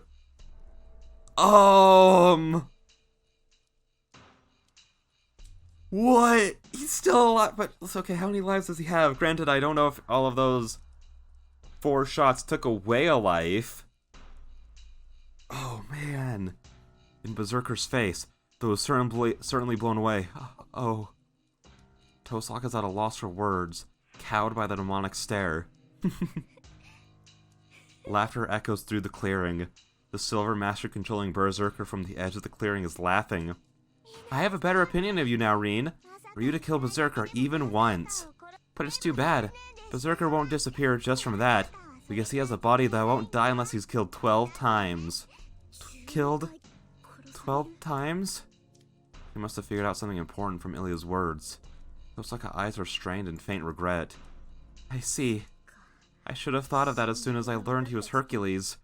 Hercules should have the bow of Hydra, but he only carried a rock. So his noble phantasm isn't something like that. The symbol of the hero Hercules is... Yes, his body itself is his noble phantasm. You should have known too about Hercules' 12 labors. The Greek hero Hercules overcame 12 tasks to atone for his sins, and became immortal as a reward. You know what that means, right? A stock of lives. Multiple layers of resurrection magic, huh? Yeah, so he can't die easily. He lives through deaths equaling the number of labors he overcame. The curse of immortality. That's Berserker's noble phantasm. God Hand. Do you get it? Berserker died from the attack right now, but he still has 5 more lives. Too bad, Rin. Berserker would have just disappeared if he used 5 times the jewels you just used. I can't hear Ilya too well. I see Saber run up to Berserker out of the corner of my eye. Please, run, Rin! She can't really. Saber dashes to her. Tosaka tries to chop Berserker's fingers. They won't even budge. Then... It's fine, Berserker. You can crush her. The burning eyes glare at Tosaka. Tosaka screams. The giant's finger digs into her as if to scoop out Tosaka's guts. What? What? Is this a bad end? What lies ahead? The inescapable figure of her, miserably crushed? I run. I forget who I'm against or where I am. My mind has already burned up. Well, Ilya said you should have used 5 times the amount that you had, but she used 4. I don't know how many things she has. I don't know the numbers. I figured out the 3 jewels were 3 of her attacks and the bolts were more, you know? Stop! Saber slashes at Berserker. The invisible sword is swung at Berserker's defenseless arm, as if chopping a vegetable. But it has no effect. The sword bounces back. Not only does it not hurt Berserker's arm, but it does not even loosen Berserker's grip on Tosaka. It must be painful for her to even move. Saber swings her sword desperately as blood spills from her mouth. Shiro! Her face freezes as she sees me run up to Berserker. Let her go, you bastard! I smack my bow against his back. The giant does not budge. It must not think nothing of me. My fingers are numb. What kind of body does he have if I, the one doing the hitting, have my hands go numb? Please run, Shiro! Huh? I raise my face at Saber's voice. In that instant, my body flies through the air like a leaf. I drop like a piece of trash. Berserker smacks me with the frozen sword. The bow I instantly blocked with is easily smashed, and I'm thrown so far. I writhe in pain. The breaking sound was not from the bow. One of my arms is bent like a spider's. Breathing hurts so much that I want to smash my lungs up. I can't breathe right from the blood coming up my mouth. I mean, on my throat, but it doesn't matter. Breathing will just make me pass out. I shouldn't be breathing right now. I get up. Right now I have to. I run. It's my turn this time. I'll break his arm and save Tosaka. He must have his eyes on the back of his head, as he swings his sword as if he's flinging away a bug. I can't dodge it. I won't be hit by something frozen, by something swung with a frozen arm. Damn, my body is sinking. It must have scraped my leg. Damn it, don't break my leg when you haven't even hit it. No way. That is enough. Please get away, Master. I can't do that. I won't let Tosaka die. What do I need to save her? A weapon? A blade would be good. At my feet are the remains of the destroyed bow. Above me is the Berserker's sword coming down. I pick up a broken piece. Descending sword. There's no time to think. I channel my magic energy into it. I easily succeed at strengthening it. But the sword comes down. The broken piece is totally smashed this time. My body, that should have dodged the blow, collapses. So there was no meaning in strengthening such a broken piece. If I'm to do it again, I have to do it from the very beginning. Nothing should be impossible. If there's a model, anyone can imitate it. So I have to repeat the foundation. Composition, work, experience, time, and... The giant turns. I must have decided to kill this annoying nuisance before Tosaka. Raising my body, I glare at the giant. I have no fear. My mind has already burned up. But behind me... Prepared for even her own elimination, Saber's determined to use her own holy sword. Ah!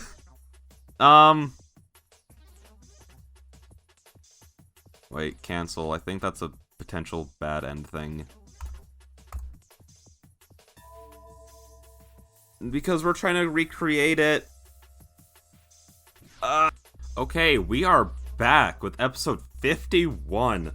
I mean, I simultaneously can't believe that this has been going on for 51 episodes, but it also feels like we still have, like, potentially 50 left, considering how much there is left. We still have Lancer, Caster, we're finishing up Berserker.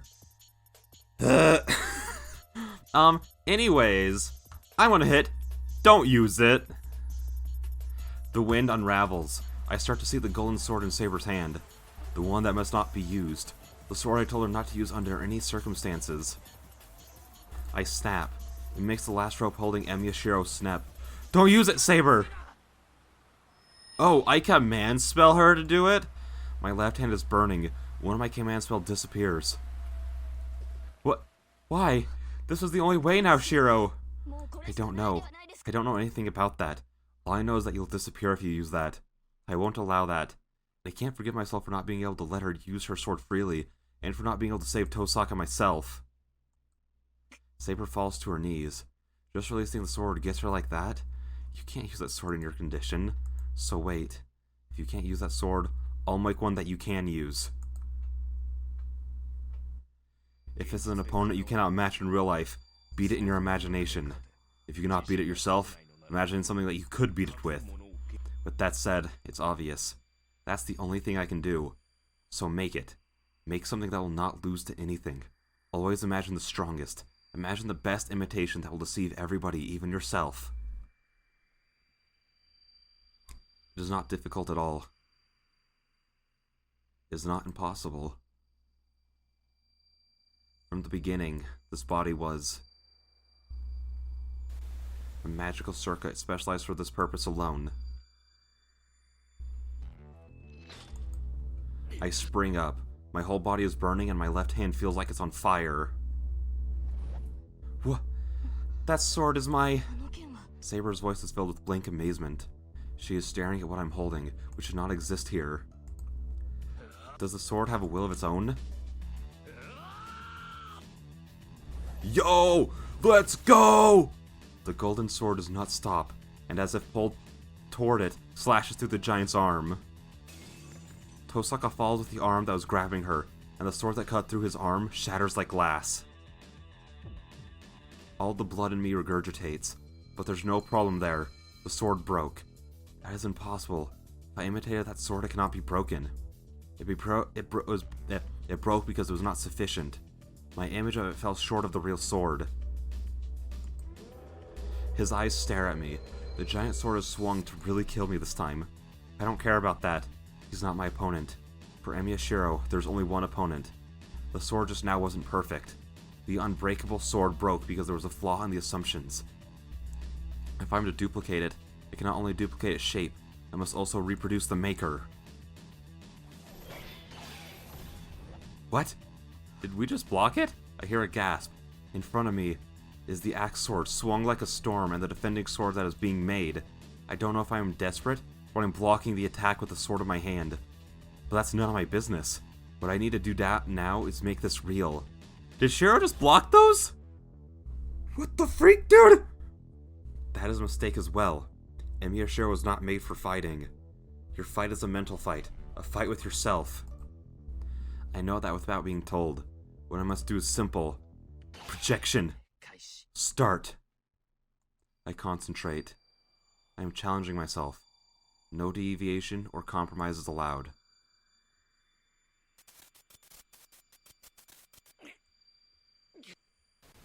Judging the concept of creation. Hypothesizing the basic structure. Duplicating the composition material. Imitating the skill of its making. Sympathizing with the experience of its growth. Reproducing the accumulated years. Excelling every manufacturing process.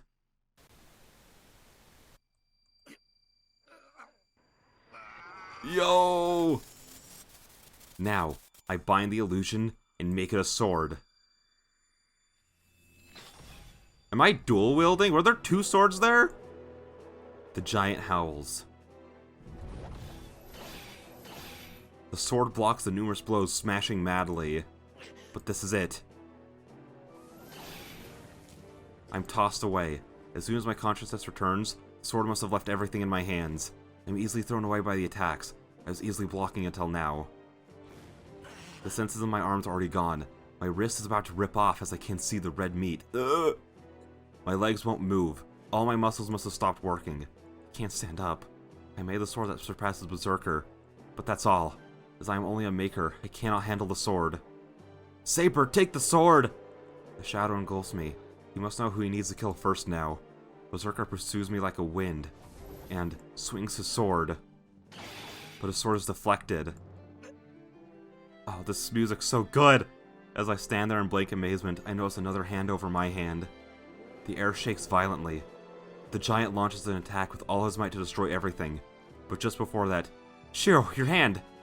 I hear her voice closer than anything.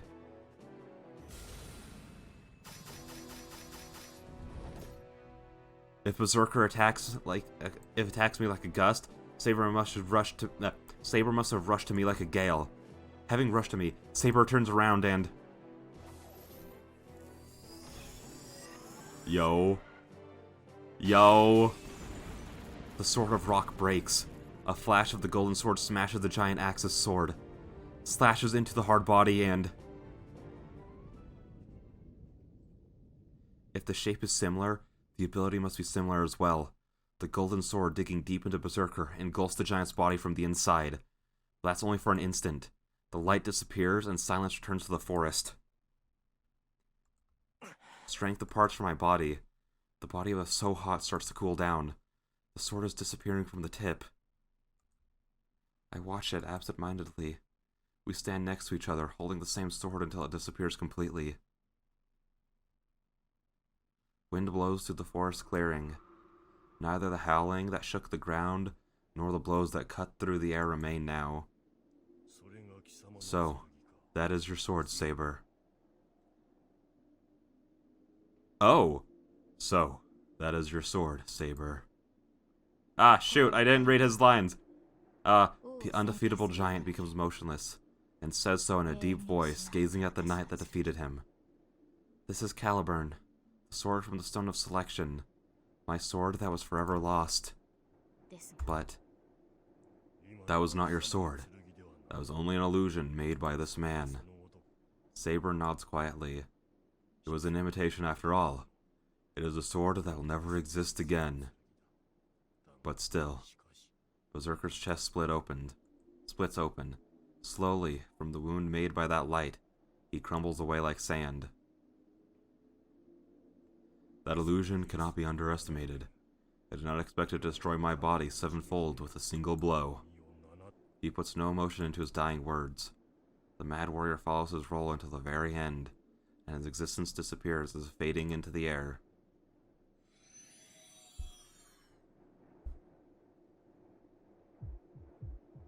I feel dizzy. It must be the cost of using such excessive magic. My blood that ran wild is crushing my brain with too much oxygen. And on top of that, I have a headache like my head is splitting open. It's because the enemy has disappeared, and the thing rumbling and numbing my pain has disappeared. The dizziness and the headache come at me, as if to make up for what has accumulated. Shiro! Saber supports my collapsing body, but she can't have any energy to spare to care for me. No, I'm fine. My bones are broken here and there, but it's not fatal. The healing thing is working, so it'll be fine. What are you saying? You use projection magic at that level, so you must rest right now. No, but there's someone I have to talk to first. Ilya's Phil. Saber prepares herself. Ilya is staring at the place where Berserker used to be with empty eyes. Good. I do not know your intentions, but we would not wish the trouble of chasing you. Except your... No! Saber, don't hurt Ilya! Since Berserker's gone, she's... I stop Saber with my remaining strength. She must not realize we're here. Staring at the ground, Ilya murmurs. No way. Did you die, Berserker? She sounds like an abandoned child. Ilya. I restrain saber with my hand and quietly call out to her. She must have noticed me from that. Ilya slightly raises her head and suddenly falls to the ground like a doll being switched off. What? I don't know what's going on. I just stare at the girl on the ground. As to replace her, Osaka gets up. Berserker's hand has disappeared, and it seems like she's finally free. I must relax seeing Osaka's safety. I feel like I'm about to faint. But I can't whine like that. Even though we defeated Berserker, we're still in the forest. We have to push our wounded bodies and get out of this forest now. I look up at the dawning sky. The town is far away, and I cannot find any uninjured allies, nor any place on my own body that's not hurt. But still, we made it to the morning. The night I was prepared not to live through. After driving off the greatest enemy, we leave the winter forest.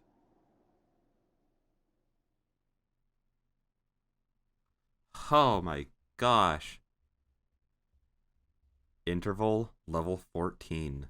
What does that mean?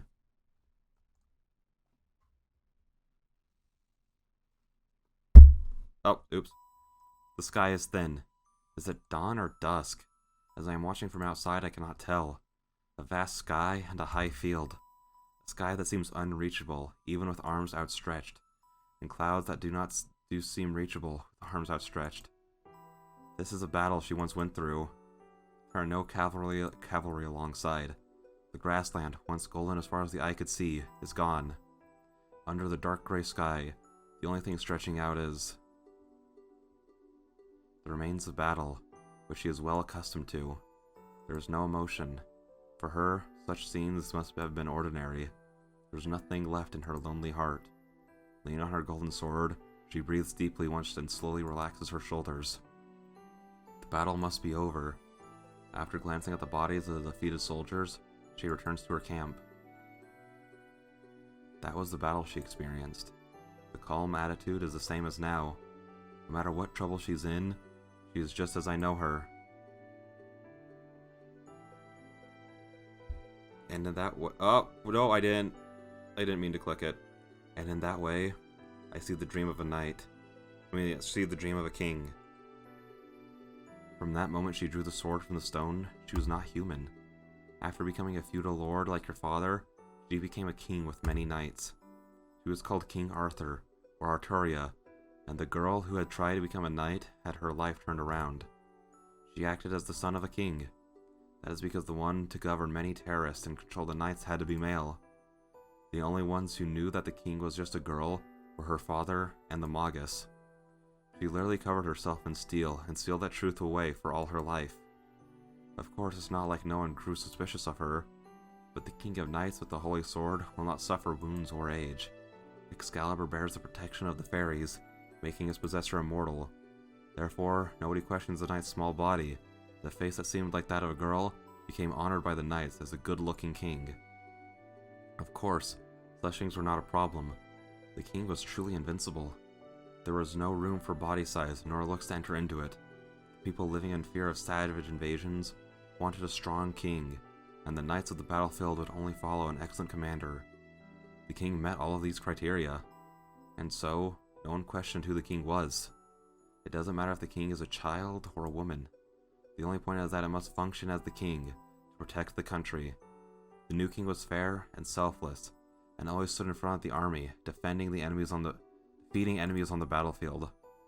Many enemies and many people died, but the king's choices were always correct, and she served as the king better than anyone else. There was no doubt and no need for doubt while the king was right.